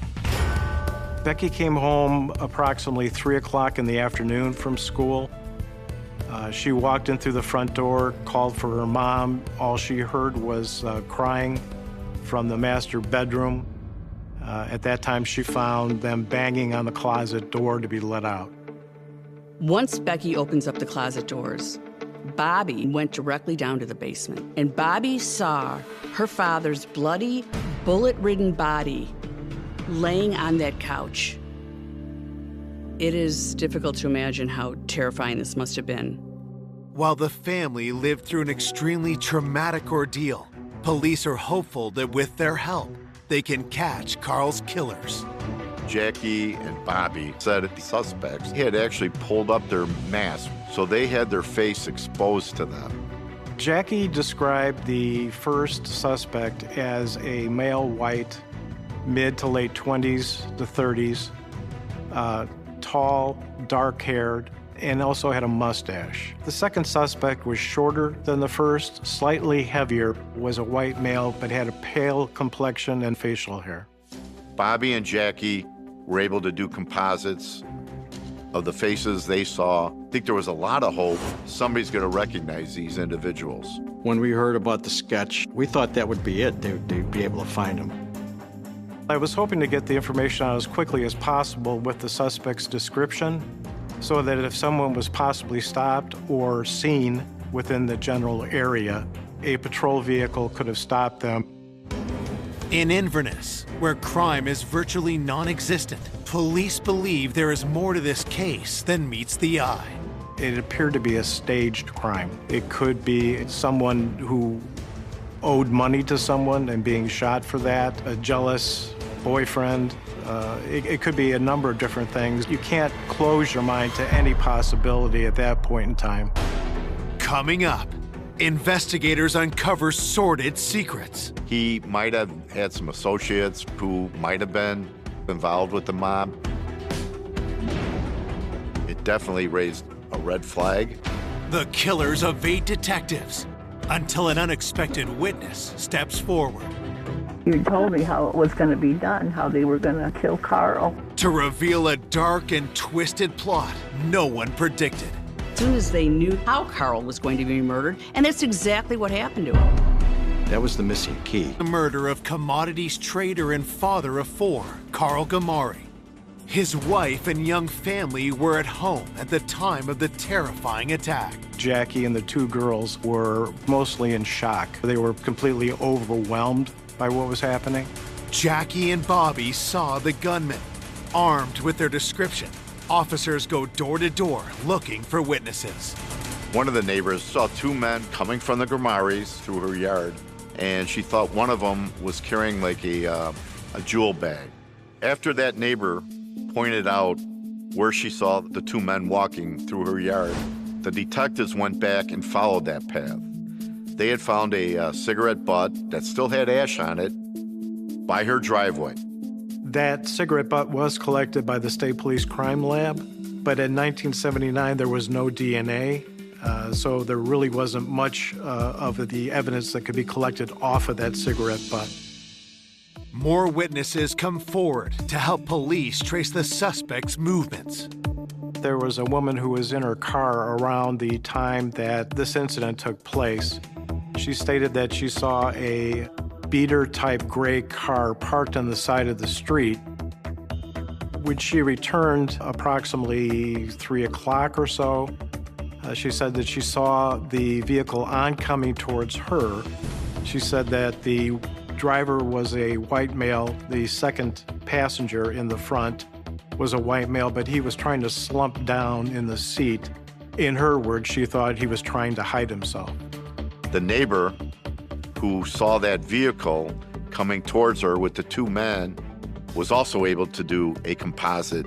It's similar to the one Jackie and Bobby gave police. Composites are very, very useful. You can put them in the newspaper, you can get them on the news, you can get them out there for people, other agencies, to see if anybody could identify them as possible suspects. So after the canvass was conducted, they then did a sweep of the area between the victim's house and where this car was observed to see if they could find any evidence. They also discovered tire impressions and some footwear impressions that were in the mud there where the car had been parked. Back at the crime scene, investigators get an unexpected visitor. I noticed someone approached me and he pulled out his credentials as being a Chicago police officer and told his name was Sam Greco. Sam said that he was a family friend. The girls knew Sam. They felt comfortable around him. He said that he had been called by the daughter, that something had happened, so he was coming out to see what assistance he could lend. On the day of the murder, Becky made 2 phone calls. She did call 911. Her next call was to Sam to tell him what had taken place. Sam originally arrived up the scene about an hour after the initial call. He had advised them that he had been on the phone with Jackie. This was about 12:30 in the afternoon, and that during their conversation, she said somebody was there, and he heard some voices in the background, and then the call was disconnected. So he had offered to give them his phone records so they could try to establish a timeline of when that occurred. Based on the time of the phone call, police believe the gunman arrived at 12:30 p.m. and left by 3 that afternoon. They spent over 2 hours in the home, a detail that puzzles the investigators. They spent so much time in the house, which is not normal. Home invaders usually come in, take care of business, and leave. They don't sit around. Second, the amount of items that were left behind didn't indicate that this was a straight-up home invasion. My question was whether or not they knew that Carl Gamari was coming home at that point in time, and why did they kill him? Who did it and why? And why my brother? What did he do that he deserved to have his life snuffed away and taken away? We had no idea who it could be. In their search for answers, detectives turn back to Carl's wife, Jackie. Anytime you're investigating a murder within a family, you have to look at the surviving spouse. It was clear that Jackie hadn't been the one to shoot Carl. 2 armed invaders came into their house and locked him in the closet. It was very traumatic to the kids and to Jackie. To have all of a sudden their peaceful day broken down with people with guns and then threatening them and not letting them move around the house, not knowing what was going to happen next. They were absolutely terrified. Even after the suspects had left, it was difficult to get them to concentrate on making a statement. Jackie was crying, upset. When detectives ask Jackie about her relationship with Carl, she tells them she loved him and that he was her high school sweetheart. But what she reveals about her marriage surprises investigators. Carl and Jackie had a rather unorthodox situation at times. Over the years, they both had affairs, and they would bring their lovers home.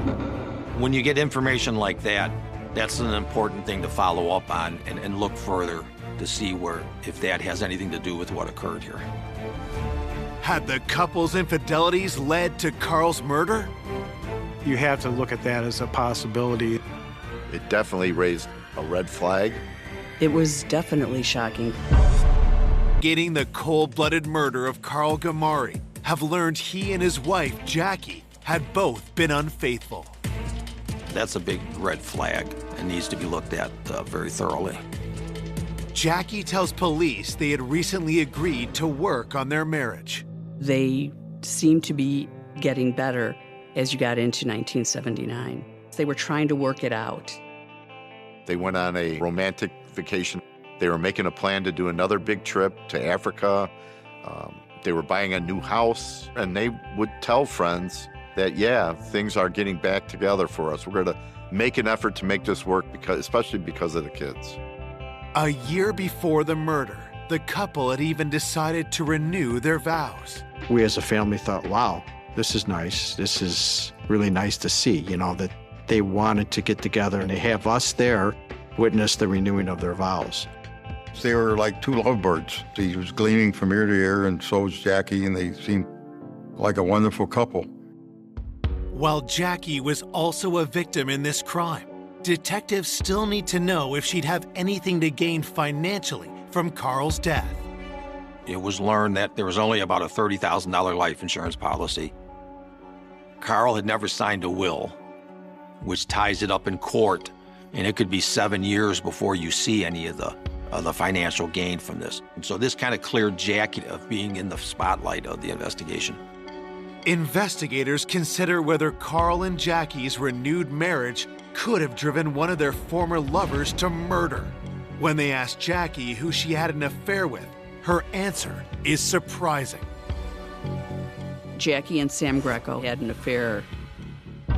She said that she had dated Sam for quite some time, but that she had broken off the relationship with Sam to recommit to her marriage with Carl. Jackie had said when she became pregnant with Nick, she stopped seeing Sam. Detectives need to know, was Sam a jealous ex? Could he have killed Carl to have Jackie to himself? Sam was interviewed once on the phone and then again in person. He had met Jackie at a wedding, and he was doing some private investigative work, and Jackie had hired him to follow Carl to see if he was having an affair. There was an indication from Sam's investigation that Carl was having an affair. And that ultimately led to them initiating a relationship.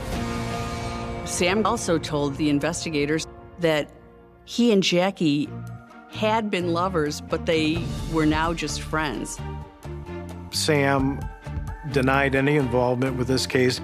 They took his phone records, fingerprinted them, and they interviewed individuals associated with Sam. He was considered a hero within the Chicago Police Department. The police back then still investigated him as much as they could. The investigators ruled him out as not being involved in this. With Sam eliminated from the investigation, detectives next look at the woman with whom Carl had been having an affair. Gail Kayak was someone whom Carl had actually hired and worked with. When Gail was interviewed, her description was it was kind of two adults having some fun together. It was nothing serious. She knew it was going nowhere. She knew Carl was married. Gail tells investigators she and Carl broke things off about a year ago and that there wasn't any animosity between them. She ended up, after the relationship was over between her and Carl, had a boyfriend, got pregnant. Given the affair had been over for a year, it just made really no sense that she would be involved in this in any way. Just when detectives think they've hit another dead end, Gail gives them a stunning new lead. She says they need to speak to Carl's former friend and colleague, Ned Kaiser. Ned Kaiser was one of the closer people to Carl at the Board of Trade. They had worked together there for a while. They socialized. Gail claims Ned not only knew about her affair with Carl, but told Jackie about it. Carl and Ned were friends. Carl would use his apartment to be with his girlfriend. Ned ultimately got upset with Carl, told Jackie that Carl was using his place to be with his girlfriend. Once Carl found out that Ned was the one who told Jackie about Gail, that soured the relationship. Gail also tells police Ned had a dark reputation. She had rumored that he had ties to organized crime. Whenever you're dealing with people with money and investment and all, there's always a possibility that someone could get killed over a debt that they didn't pay. Had Carl and Ned fallen out over money? Had Ned put out a hit on his former friend? You always look at the big picture. Business dealings with Ned, him betraying Carl to Jackie about using his place, Ned having some possible mob connections. I think you got to look at everything. You have to see what's there. Where does that lead you? Is this a person who has a reason to kill Carl? They're following a tip that the murder of successful trader Carl Gamari may have been a targeted hit, one organized by his former friend and coworker, Ned Kaiser. Ned Kaiser might have been, quote-unquote, involved with the mob.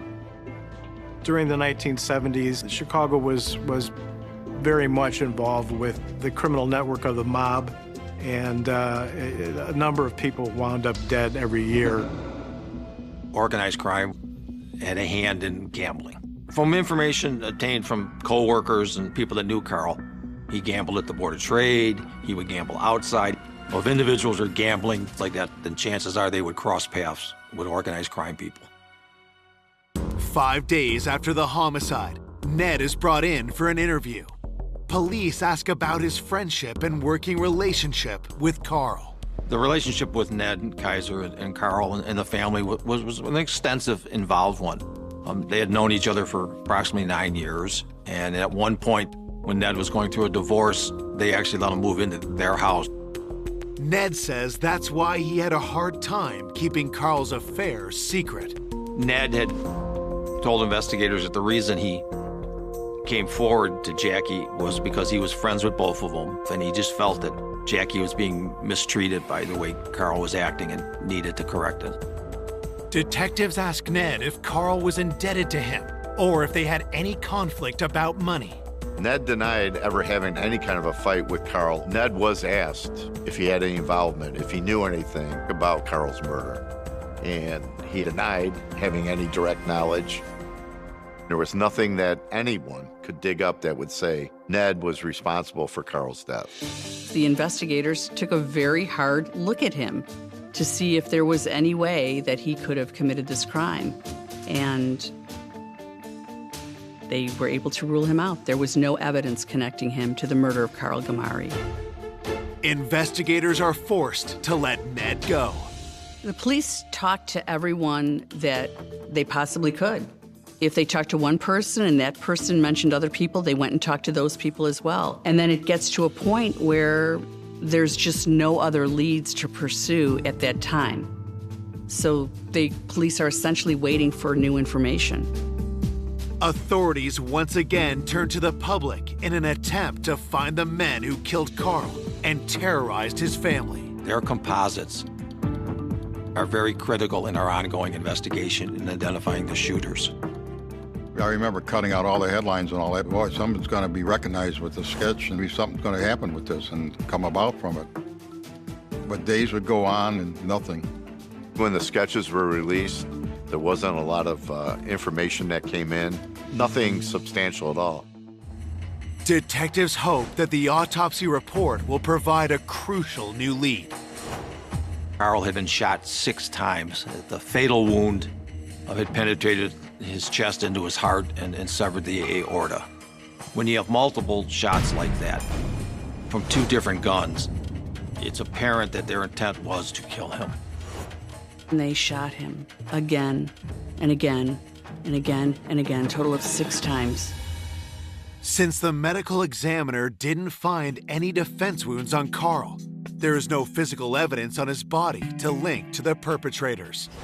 Frustration grows when detectives get the report on the fingerprints found at the crime scene. There were no known matches of any of those latent fingerprints. They had no real suspects. Didn't seem like anybody was going to be arrested for this. With the killer still on the loose, the town of Inverness is on edge, while Carl's family lives in fear. A couple of days after the original murder, someone had put a threatening note in the mailbox. Jackie then went to the police and said she was being threatened, and that was her concern for her safety. When I found that out, I was very disturbed. I was concerned about Jackie and the kids. Somebody wanted my brother killed. 2 weeks after the murder, police make a disturbing discovery. It came to the attention of the initial investigators that there was a trader, worked at the Chicago Board of Trade, had just disappeared.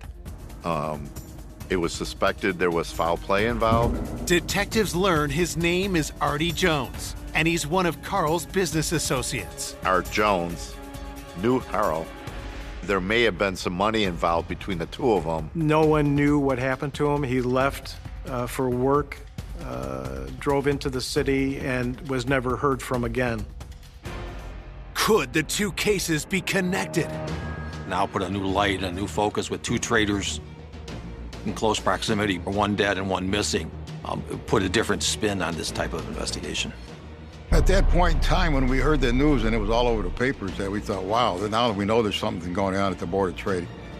When you had Carl, who was killed and being part of Board of Trade, and then you have Artie, who disappears after going to work at the Board of Trade, those don't happen often. And when Artie Jones happened, that was very concerning. It was, we wanted to find out, okay, who's after Artie and who's after Carl, if there was somebody, in fact, after. Weeks after Carl Gamari's murder, his coworker, Artie Jones, has vanished. Detectives are hunting for a potential connection between the 2 cases. Through the Highland Park investigation of Artie, they interviewed his wife, and she said that since the murder of Carl, he had become very edgy. He was very secretive about going out to meet some people for business at that time and then never coming back. It just heightened that concern she had about the two being related. There was just no trace of him. They ran credit checks, they did phone records. They had absolutely nothing of where this individual may have gone or why he disappeared. They located his vehicle near O'Hare Airport. No reason why it was there, no rhyme. Couldn't put him on an airplane. There was just nothing. He was gone. That investigation was rather lengthy, and they never did locate him. And eventually, his wife had him declared dead. It's very frustrating to have a case that hits a brick wall. Carl's family continues to push for answers. I was persistent. I would call. I wanted to hear from the horse's mouth, from the detectives. What's going on? What's the next step? What are you looking at? Months and months and months turned into a year turned into 2 years. Then you kind of like lost faith a little bit. Carl's loved ones try to cope with the terrible realization that his killers may never be found. The investigation wasn't turning up anything. They broadcasted and showed those pictures of the two men for a long time. No one knew anything. The case is considered a cold case. 30 years later, the case is reopened. Detectives Mike Kirby and Bill Stutzman took over that investigation, gave it new life. These were people who had investigated, hundreds of violent crimes in their careers. I had spent 9.5 years on a homicide task force. So this was my first actual cold case. We were told to look at this case from 30 years ago. Right away, you're like, 30 years? Who's even going to be alive from back then that we could talk to? But when we sat down and we compiled our plan of action, people we wanted to talk to, we became extremely excited about the possibility of this being solved. As the new detectives start digging into the cold case, they are confronted with a daunting problem. Barrington Police Department had 2 floods in their basement where their evidence was kept. These floods basically contaminated any of the evidence, ruling it unusable. Any DNA we might have was gone. That's a major blow in an investigation. Most cold cases nowadays are solved through forensic evidence. We had none of that. Then, in 2011, a stunning turn of events reignites the investigation. We get a phone call. It was shocking to us. Artie Jones had been located, living under an assumed name in Las Vegas, part of a fraud investigation by the federal government, and located him. We were extremely shocked that he was alive. Investigators fly to Nevada to interview Artie Jones about Carl's murder. Well, the first thing we wanted to know was what relationship did Artie Jones have at all with Carl? Did they have any kind of business transaction? He claimed he didn't even know him. So then we focused on why did he disappear then? When we talked to Mr. Jones, he said that he was having financial problems. He didn't like his job. He didn't like his life. He was unhappy with his marriage.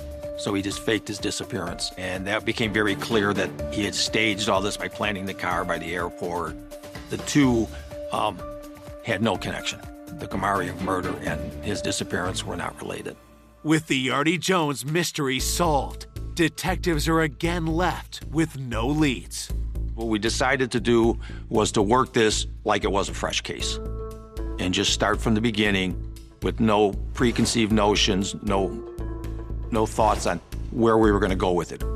Bill Stutzman and Mike Kirby re-interviewed everyone who had been interviewed that they could find back in 1979 and 80, and one of the people they interviewed was Jackie's sister, Tootsie. When police interviewed Tootsie the night of Carl's murder, she told them on the morning of April 30th, Jackie called Tootsie and told her to come over that day. And if Tootsie had come that day, I don't know if she would have been another victim. Detectives bring Jackie's sister, Tootsie, in for an interview. As they question her, she makes a jaw-dropping revelation. She said, I've been ridden with guilt throughout the years. I've seen what it did to the kids, what it did to his family. I can only be truthful about this. I can only tell you what was told to me. Tootsie was having ulcers after the murder of Carl. She was holding a very big secret inside. It troubled her to keep this secret for so long. She just realized, I believe, that it was the right thing to do, and that's what she always wanted to do. And she proceeded to tell us about 2 months prior to the murder that Jackie had said, I don't love Carl anymore. I don't want to be with him. This is the time when Jackie and Carl were getting back together. Jackie had supposedly stopped the affair with Sam Greco. Based on what we learned, that was not the truth. Her affair still continued. It was very shocking. It gives you a different light view of Jackie as a person and the type of individual she is. What Tootsie says next leaves investigators stunned. Jackie had told her of a plan that she had with Sam. Jackie said to Tootsie, we've found a way to get rid of Carl. We're going to make it look like a home invasion. Some men are going to come in, they're going to tie me up, and they're going to wait for Carl to come home and kill him. Tootsie couldn't believe what her sister was saying to her, and they just kind of ended the conversation with Tootsie saying, Jackie, you don't have to do that, divorce him. Just divorce him. And Jackie would reply, if I divorce him, then I don't get all the money. Jackie had told her how Carl was going to be murdered, and that's exactly what happened to him. It seemed almost mind-blowing to think that Jackie could be involved in such a crime as to expose her daughters and her infant to their father getting killed in the home. Investigators tell Tootsie they'll need more than just her word to lay charges. They decided to ask her if she would be willing to record conversations with her sister Jackie. At first, Tootsie said no, she didn't want to do it. She didn't want to hurt Jackie. We had emphasized with her that, no, we're not saying Jackie physically killed Carl, but she was part of a plan in which Carl was killed. And we had said, we're asking you to put an open-ended statement to her and see how she responds. She agreed to do it. That was the missing key to make this case go forward. After the cold-blooded killing of father of four, Carl Gamari, police learn his wife Jackie plotted his murder with her former lover, Sam Greco. But investigators need hard evidence to arrest her. They convince Jackie's sister, Tootsie, to record a conversation. Hi, Jackie. How you doing? I'm not doing good, honey. The police have been here about Carl, and they've been asking me a lot of questions. They're saying I might have to go in front of the grand jury. I don't know if you remember what you told me. I do. Are you going to do that, though, to me? I'm sorry, but I'm going to have to. Oh, my God. So just tell him that I wish he was dead. Don't tell him I said that, please. They already know, Jackie. You told me how it was going to be done, how they were going to break in and tie you up and put you in the closet and then kill Carl. You got to help me, Tootsie. I can't go to jail. You got to help me. I can't lie. I can't lie. Did you just tell them you're all confused and don't remember? But they know I remember. They know I do. Those recorded conversations are devastating. Jackie saying, can you lie for me? Can't you say you forget? There was truth to what Tootsie was saying. And that's why Jackie wanted to lie for her. That was very damaging evidence. Those recordings were all that were needed to have an arrest warrant issued. Police bring Jackie down to the station. We did not tell her she was under arrest, but she was not going anywhere. We had the arrest warrant. During the course of the interview, not only did we tell her, we talked to Tootsie, who told us about their conversation. We played portions for Jackie. I don't do that stuff. That's enough to put me away. Okay. What am I supposed to say when they ask me why I said that to you? What am I supposed to say? That I can't answer. I don't know. Maybe you didn't mean to tell me, but you did. What should I do? I don't know. I don't know. I don't know. You're my sister, but you're a witness against me. Your testimony is enough to put me away. I'm gonna go to jail. Confronted by her own words, Jackie tries to put the blame on her former lover, Sam. Because she wanted to be able to say, yes, okay, early on, I said, let's do this. But then I backed out. I didn't want to have anything to do with it. So therefore, I'm not guilty of Carl's murder. There are so many things Jackie did that tells you what kind of a person she is. She wanted to be with Sam. She didn't want to be with Carl. After the murder, Sam and Jackie married a few months later.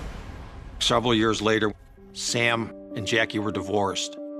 We continued a full-force investigation into Sam Greco's involvement, as also pursuing the two shooters. And before we could gain enough evidence to charge him, he passed away from his medical conditions. On March 27th, 2013, Jackie alone is charged with the first-degree murder of her husband, Carl Gamari. Jackie was the true monster. Without Jackie, this crime never would have happened. In 2016, a jury finds Jackie guilty, but the verdict is overturned on appeal. Prosecutors offer Jackie a deal. She pleads guilty to murder and is sentenced to 22 years in prison. Justice finally was served. Couldn't believe it. Couldn't believe it. She was a true sociopath. And not just for taking Carl's life, but because of what she did to her children. She chose to have her children be victims of this traumatic event just for her own selfish needs to get rid of her husband. A woman that involves her own children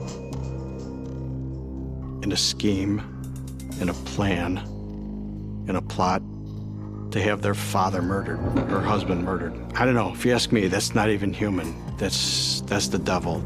4 decades after the murder, police are still searching for the gunman. This remains an open and active investigation. It's never going to stop. If there's any new information, the police are going to follow up on it. No matter how long those shooters live and how much time passes, they can never stop looking over their shoulder. My brother was a good guy. He was very determined to succeed in anything he did. To see how he would have been. I remember working at the pub and started hearing rumours. Mum, dad, 2 children slaughtered in their own home. Massive shock to the local community that something so awful could happen to such a lovely family. This was an all-out slaughter of 4 people.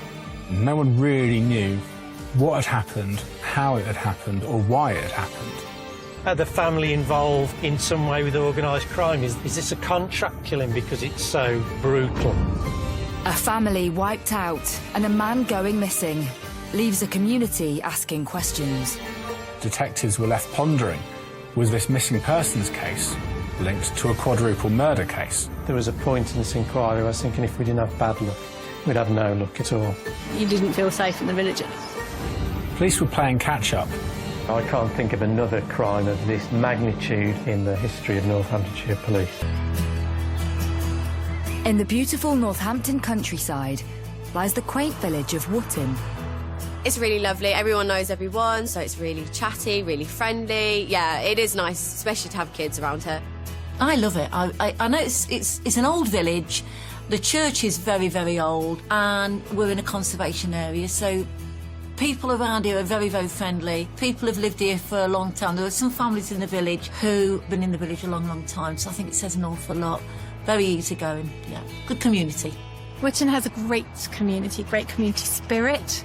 It has a lot of buildings, facilities, open space, considering it's an urban parish. There's the new building, Wootton Fields and Simpson Manor, and then there's the old village, which has got all its old traditional spirit with the church and the old village hall. You've got the Yeoman of England pub in the village, working men's club, you've got a community centre, they put on events. They do a food market every Saturday. Everyone helps each other out. Everyone looks out for each other. So Wootton was the perfect place for Jeff and Helen Ding, originally from East China, to raise their 2 daughters, Xing and Alice. Jeff was a university lecturer up in Manchester, very educated man in the science field.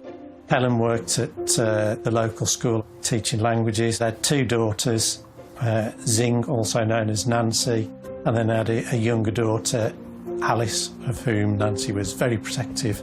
Family life was busy, especially as Jeff split his week between home and his work at Manchester Metropolitan University. I believe Jeff was a senior lecturer here, specialisms in polymers, so synthetic materials. His teaching was at first-year level. We all pride ourselves, giving support to our students, but Jeff really took that to a fantastic level. He spent most of his time with students helping out with various problems that they might have with their studies, for instance. He was actually a hall warden in a halls of residence just on campus. I don't think I ever saw him once lose his temper or ever have any issues with staff. Very easy to get on with.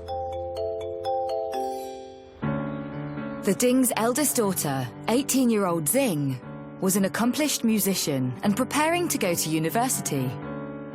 Xing came over as being very self-assured, very calm, very capable. She had a wicked sense of humour, and she was quite a live wire. But she managed to be friendly to everybody she met.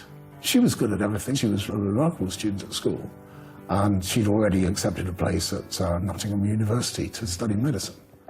Like her sister, 12-year-old Alice was also a keen musician. Alice was quite bubbly. She had one of those smiles that would light up any room. A bit of a cheeky smile, but she was absolutely delightful. Very outgoing. You could tell she was the whole package as a violinist. I think both of the girls had a very strong work ethic, and no doubt that come down to them from their parents.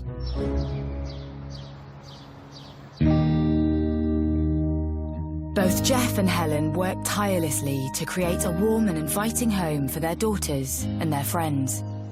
Really welcoming. You could literally turn up and they would invite you in for dinner. They were just such a good family. Like, you would want your kids to be friends with them because they were just the best.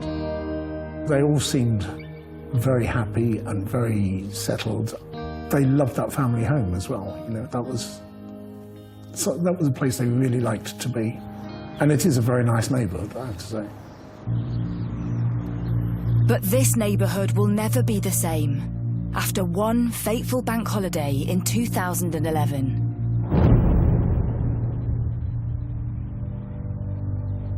It was a big holiday weekend. We'd had the royal wedding. When William and Kate got married, the whole of the parish here was alive with street parties, Union flags everywhere, bunting, a lot of celebration. It was a super happy place. I was actually working in the pub on the royal wedding. We opened early for it. Not many people actually came in because loads of people around the village were actually throwing street parties. As the bank holiday weekend comes to a close, neighbours of the Ding family become concerned as they haven't been seen all weekend. One of the family was due to attend something and they didn't turn up. And then a neighbour went round to see if they were okay and see where they were. The house was in relative darkness, no reply at the front door. That neighbour, thankfully, was a little bit persistent and went round to the back of the house. Peering through the kitchen window, the neighbour glimpses what appears to be a body on the floor. The police are alerted and clearly force entry to the premises. As the officers enter the house, they discover not one, but two bodies. Jeff is slumped by a radiator in the kitchen with multiple stab wounds. Helen is by the entrance door between the hall and the kitchen, and she's got multiple stab wounds. The officers head upstairs and step into a harrowing scene. Alice and Zing were up in the bedroom. The two girls are on the bed and they've both received a number of fatal stab wounds. You know, it was pretty horrendous. With 4 members of the same family dead, detectives' first instinct is that the culprit could be amongst the deceased. Nobody knows the reason that this family have ended up dead. One possible scenario is, and it does happen, is the murder-suicide aspect, where a family member has, for whatever reason, killed the other family members and then taken their own life. With such a heavy police presence, rumours quickly spread across the village. I remember working at the pub at the time and started hearing rumours, customers coming in saying something really bad had happened, but we were all still unsure of the extent of what had happened. I first heard through a friend who I live near locally, whose daughter was very good friends with one of the young ladies. So it was horrific locally to everybody. The fact that the family had been there for a while and been not discovered was horrific, and a massive shock to the local community that something so awful could happen to such a lovely family.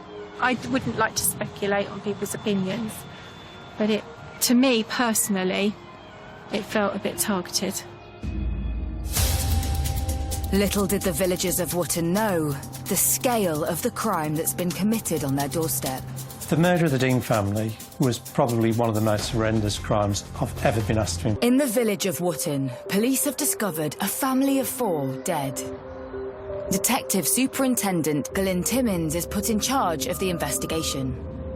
I was at home on Sunday the 1st of May, enjoying the bank holiday weekend, and my colleague alerted me to the fact that he'd been called to the scene of potentially a multiple murder scene.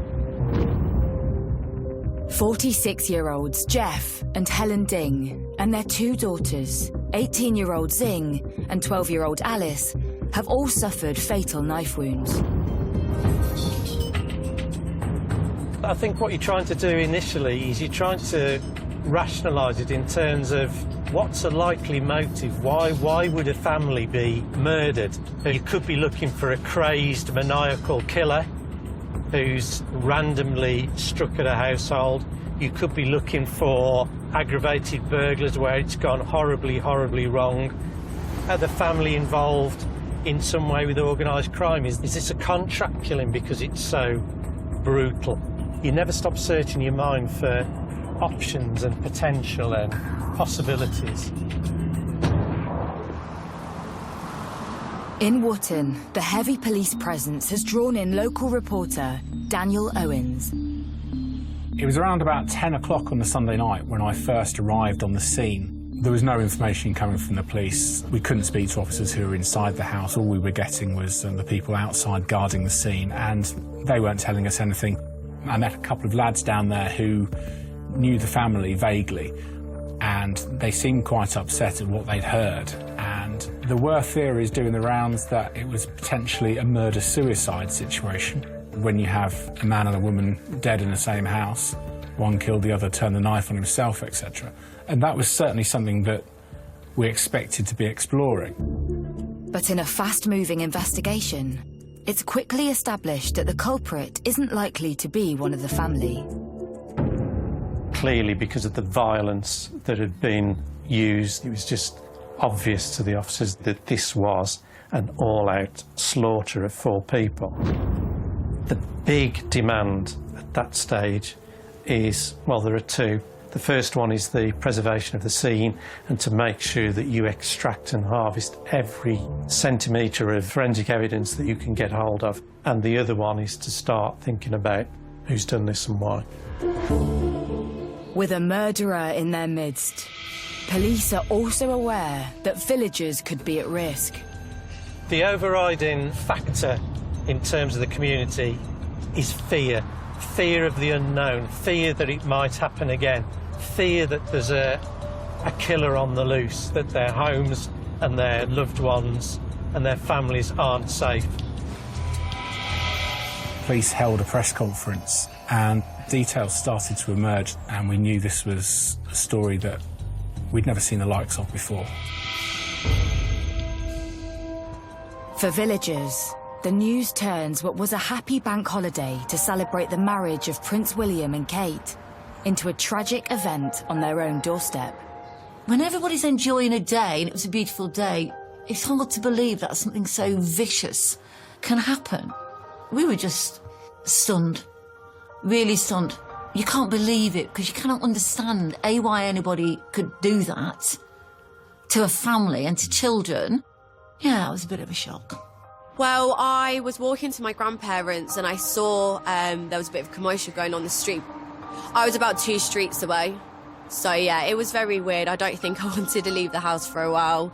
I think it made everyone a bit more cautious about what was going on. People were very on edge. I mean, I wouldn't walk on my own anywhere. I think you didn't feel safe in the village anymore. You don't ever feel like something like that's ever going to happen in a little village. I was absolutely devastated. I really could not get my head around it. It was a very, very sad day. Not just for me, but for all of my colleagues, for the whole community that we work in here. As the community mourns, police need to establish exactly when the Ding family were killed. The initial response is pretty much routine. You're starting to set up initial house-to-house inquiries, not structured formal ones, but sort of people knocking doors. Have you seen anything strange or suspicious? Has there been any screams, shouts, noises?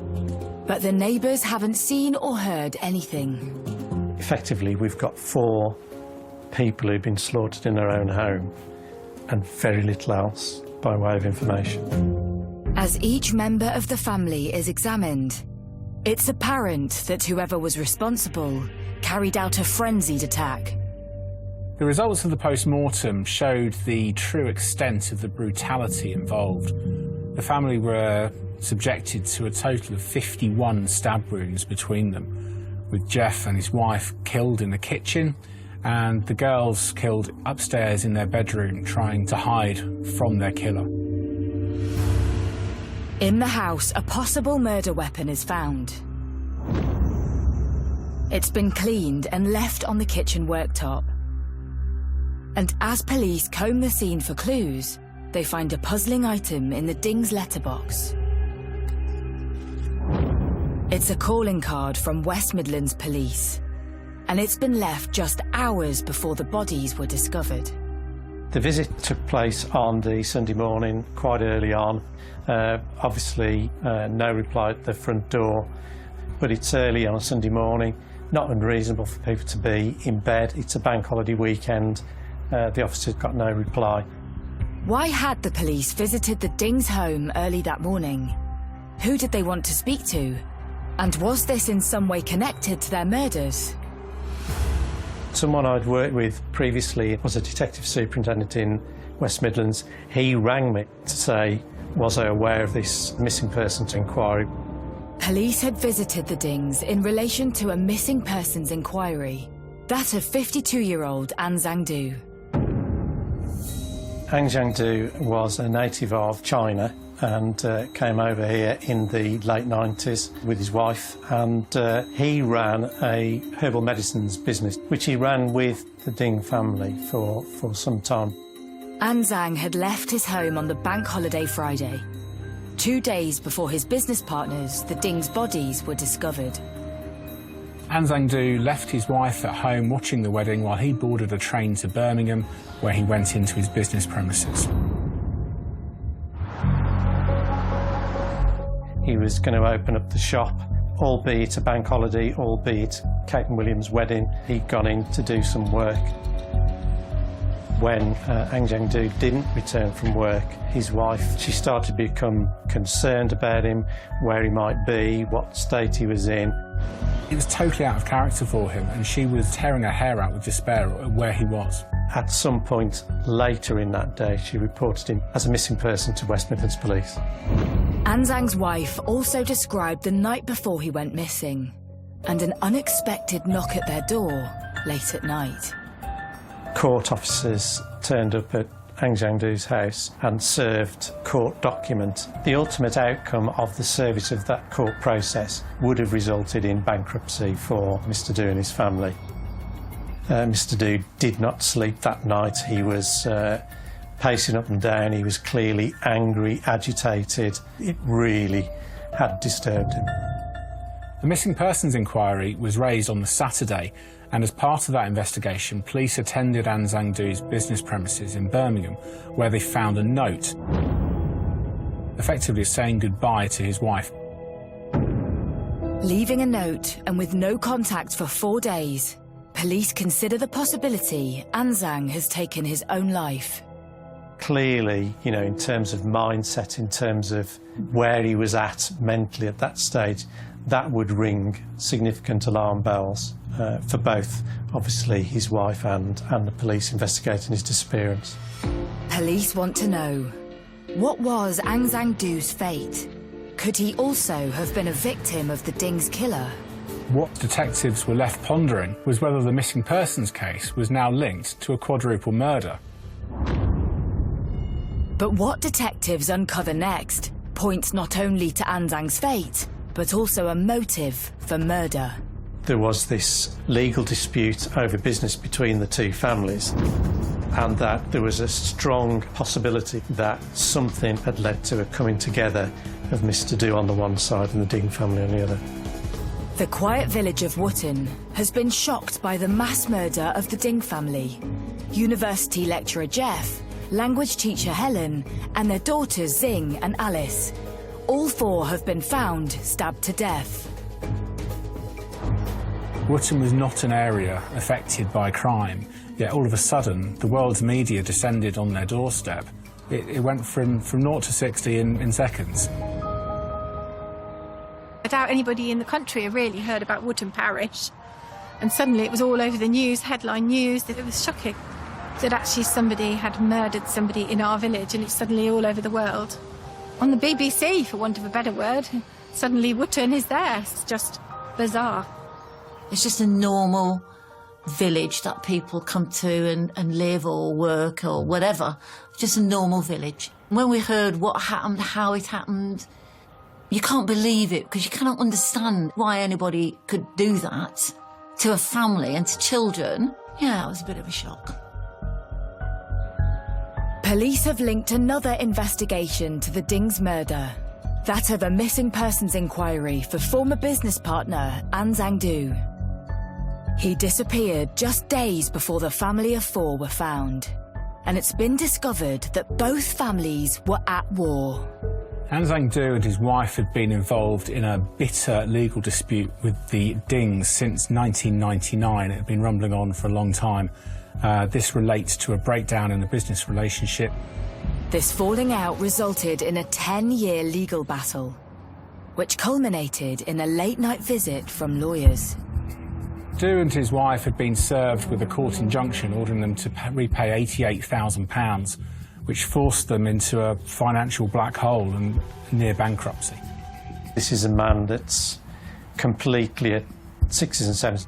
He's been knocked completely off his axis in terms of his future and what's going to happen to him. Du clearly felt massively aggrieved. He'd put his life's work into this business and had it torn from underneath him, really. That's when the bells start ringing and you've got the basis of a real solid motive for homicide.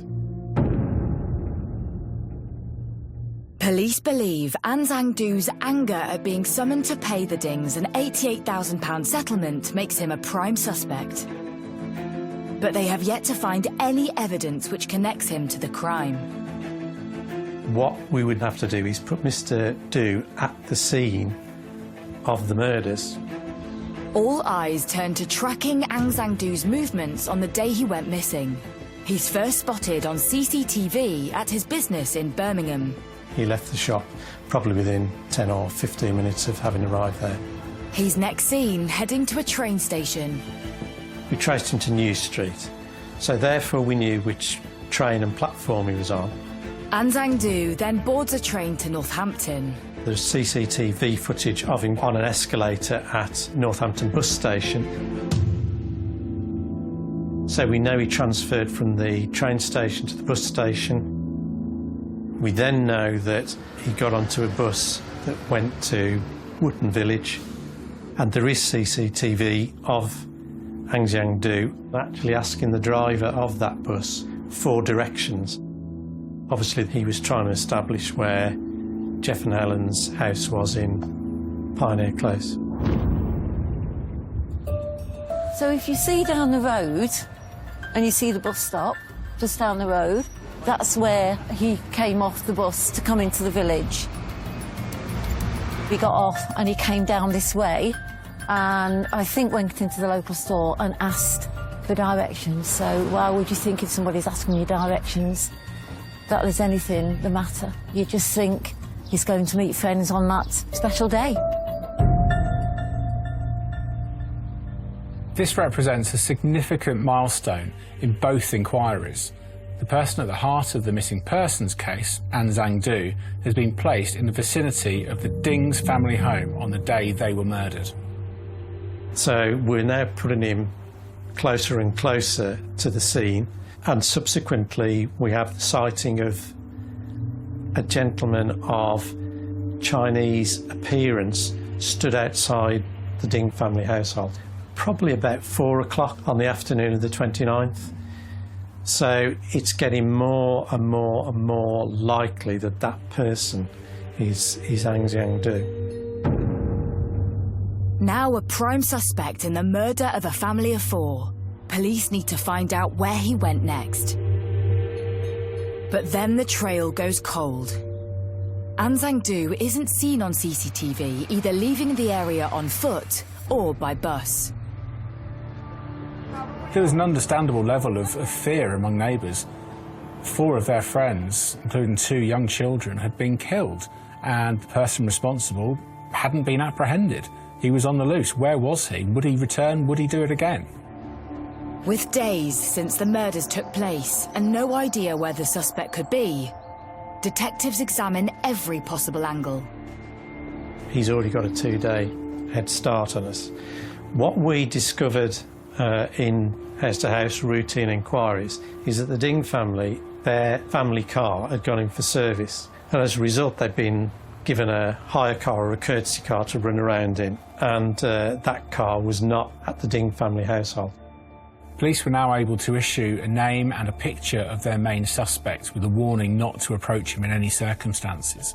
They revealed the car he was driving, and the country was put on alert to help find this man who was wanted in connection with 4 brutal murders.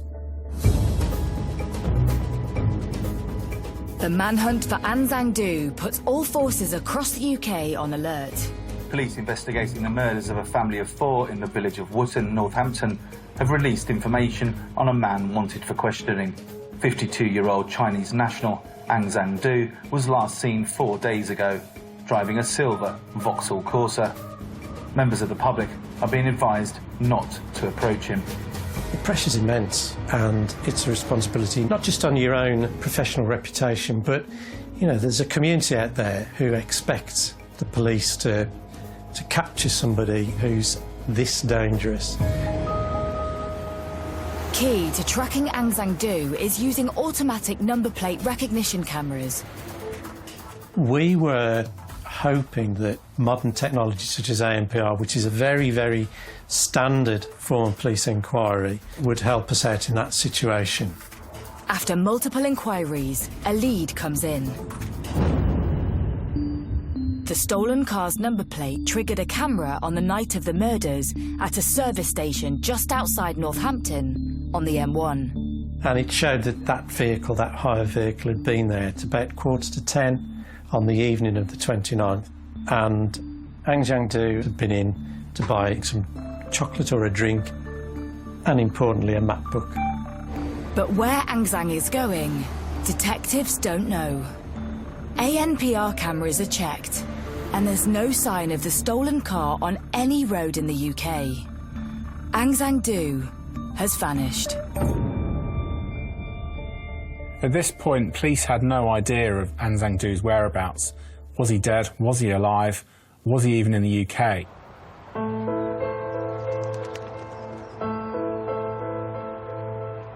While the manhunt intensifies, the Ding's friends and family are trying to come to terms with what's happened. There was great sorrow from the students, especially those who were close to him doing projects and so on with him. A great sense of shock and sorrow that someone that helped them so much, of course, now is no longer with us. For Zing and Alice's friends, meeting at their first county orchestral practice is a traumatic time. It affected many of the other students very deeply. At orchestral rehearsals in the following week, flowers were left on their chairs. You know, teaching is one thing, but no one can prepare you for... How does a teacher cope with this? I don't know. No one prepares you for that. For Jeff's family, struggling with the loss is only compounded by the grief of not knowing why this happened. Actually, I first learned from the internet news, and I was completely shocked. I even cannot finish the news. Okay, once I saw the picture, I just, I cannot believe this 4 members all gone. It's just complete shock. Okay, and then I think about my parents. If I cannot, I manage that, think about the parents. They lost their children, their grandchildren, on one day.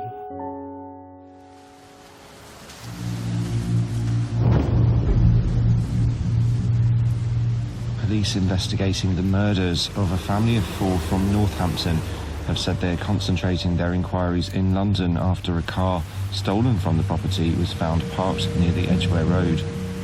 After weeks of searching, the police get their first lead on their hunt for Aung San Suu Kyi, and it's created major problems for the investigation. Unfortunately for us, Mr. Du, in his stolen hire car, managed to get all the way to St John's Wood in London without triggering a single police ANPR system. There was a point in this inquiry I was thinking if we didn't have bad luck, we'd have no luck at all. Because not only did he miss ANPR, but when that car's parked in a side street in St John's Wood, the car is ticketed 9 times in 11 days. So we're now 13 days behind now. That's a significant problem in an investigation, because if you can go more or less anywhere in the world in 2 days, the world is literally your oyster in 13. Whilst Du could be anywhere in the world, police concentrate their search in London. Anyone who's been to London knows how easy it is to become anonymous in a city of that size and what opportunities there are to disappear within various communities.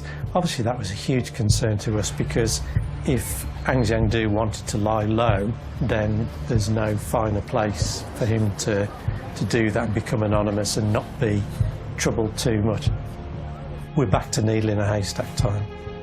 House-to-house inquiries uncover CCTV footage of Aung San Suu Kyi abandoning his stolen car in the early hours of the Friday night.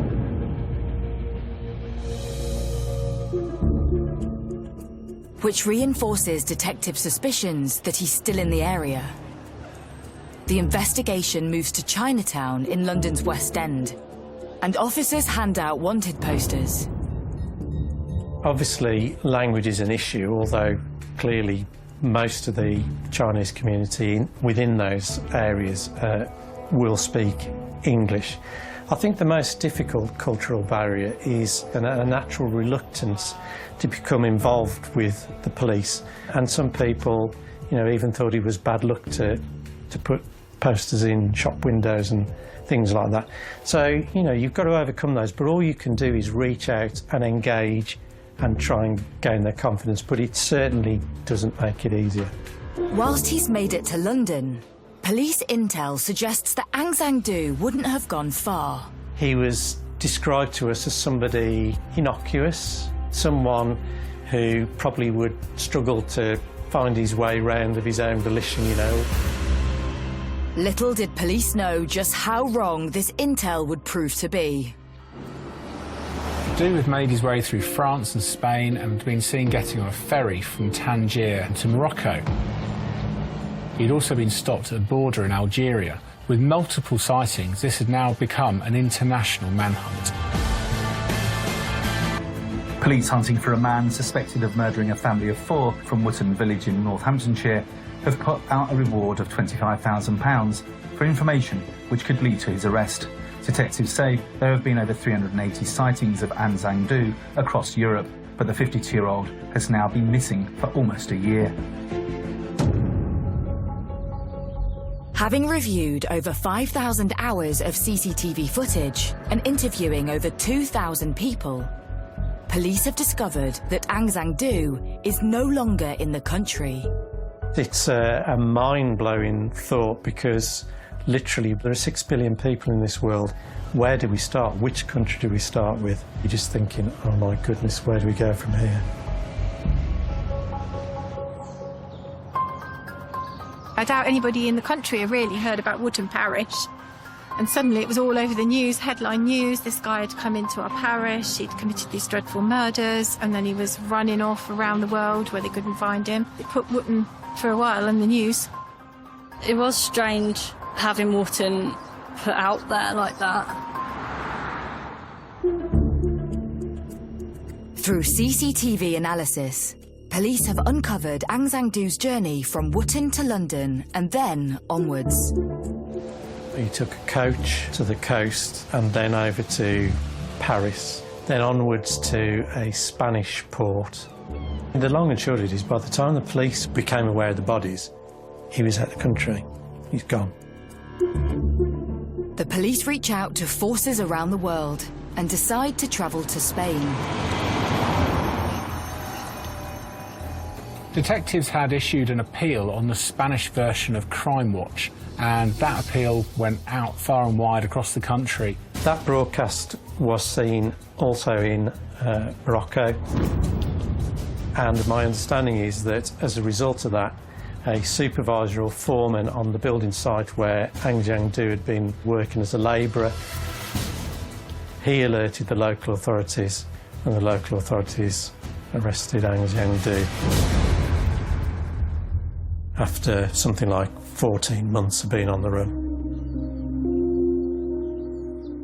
Yeah, I remember when they caught him, I remember thinking, how on earth did he get there?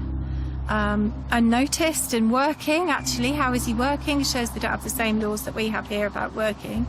But yes, it was great. It was a good feeling to know he'd been caught. I remember when the news broke out that he was being extradited back to the UK to be charged for the murders. Everyone felt like justice was finally going to be done. But even though An Zhang Du is safely locked up in a Moroccan jail, it's another 6 months before he's returned to the UK and charged with 4 counts of murder. It's taken over 2 years, but the trial into the murders of 4 members of the Ding family begins at Northampton Crown Court. Surprisingly, Du pleaded not guilty in the court case. His version of events was that he'd gone round there to simply talk to the Du family and things had spiralled out of control. The issue for this trial was not so much whether he killed the Ding family, it's whether he did it as a murderer of sound mind or whether there was some kind of diminished element. The court hears how on the 29th of April 2011, An Zhang Du was furious after he received a court order after a lengthy legal battle with Jeff and Helen Ding. His assets were frozen and he was ordered to pay the Dings £88,000. So, while the nation watched William and Kate get married, An Zhang Du had gone to his shop to pick up a kitchen knife. Then, he headed towards the village where the Ding family lived.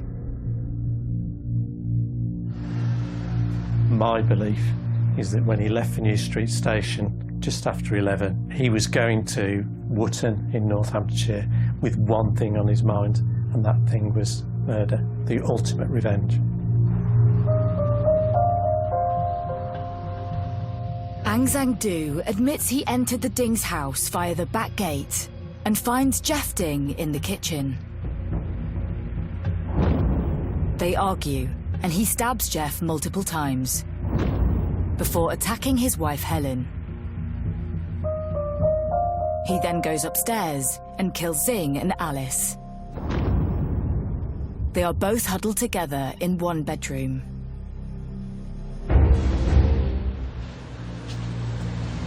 What I can't reconcile, what I'll never be able to understand, is when that anger, that evilness, that bile is such that it makes a grown man climb a set of stairs, enter a room with two young girls cowering on a bed, frightened beyond description, and then plunge a knife into both of them and fatally wound them both without any compunction or restriction, just to execute two young.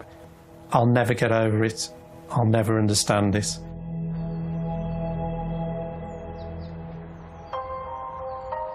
During the trial, the jury also hears a recording of a 999 call.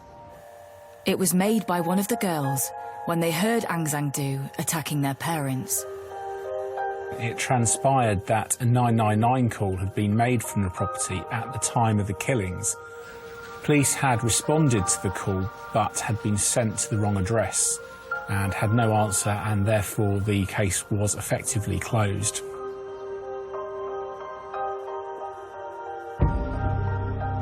I've heard that tape recording. It's horrific. Absolutely horrific. And those screams, I won't forget them, because I know what was happening when those girls were screaming, because a murderer had entered the room and was in the process of fatally murdering those two girls. Absolutely. I can't reconcile myself to that action. It's horrendous. As the trial progresses, further details emerge about what happened after Duu murdered the family. After killing the family of 4, Duu stayed in the house for 6 hours and actually went to sleep. He then takes the time to wash the kitchen knife that he brought with him and leaves it on the kitchen worktop before stealing money and the Ding's hire car. He manages to evade authorities for over a year. But after a 2-week trial, Aung San Suu is found guilty of all 4 counts of murder. Aung San Suu was found guilty of multiple murders and was sentenced to 40 years in prison, the longest sentence ever passed down in the history of courts in Northamptonshire. With all due respect, Aung San Suu is exactly where he should be in terms of the crime he committed and public safety. The community were pleased that something so barbaric had gone full circle, really, and the man who had carried out this dreadful crime had been put away. The fact that he's never gonna get out of prison, yeah, but it still should never have happened.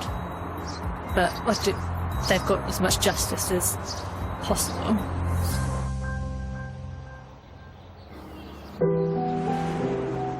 After 10 years, those that knew the family are still coming to terms with the loss. I don't think there's ever any way that justice can ever really be done that can make up, really, for what happened. There isn't. And that's the closest we can get. And whatever punishment, he got is never going to make up for, for what happened that day. I suppose there was some sense of, okay, that's over now. But you're never going to get those girls back, ever. And that's going to remain with me for the rest of my life. Aung San Suu will be 92 years old before he's eligible for release. But for Jeff's brother, Ji Xiang, life will never be the same. I cannot accept, the reality, basically. And then I think about my parents. They lost their children, their grandchildren, only one day. I have many questions to ask him.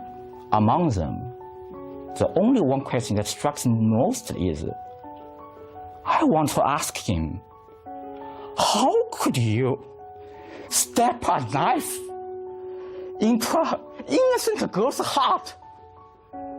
Not once, but twice. How could you do that? An innocent girl, you get that in. I'm not that confident whether I can rebuild my life anymore. I don't think my life will be the same again as before.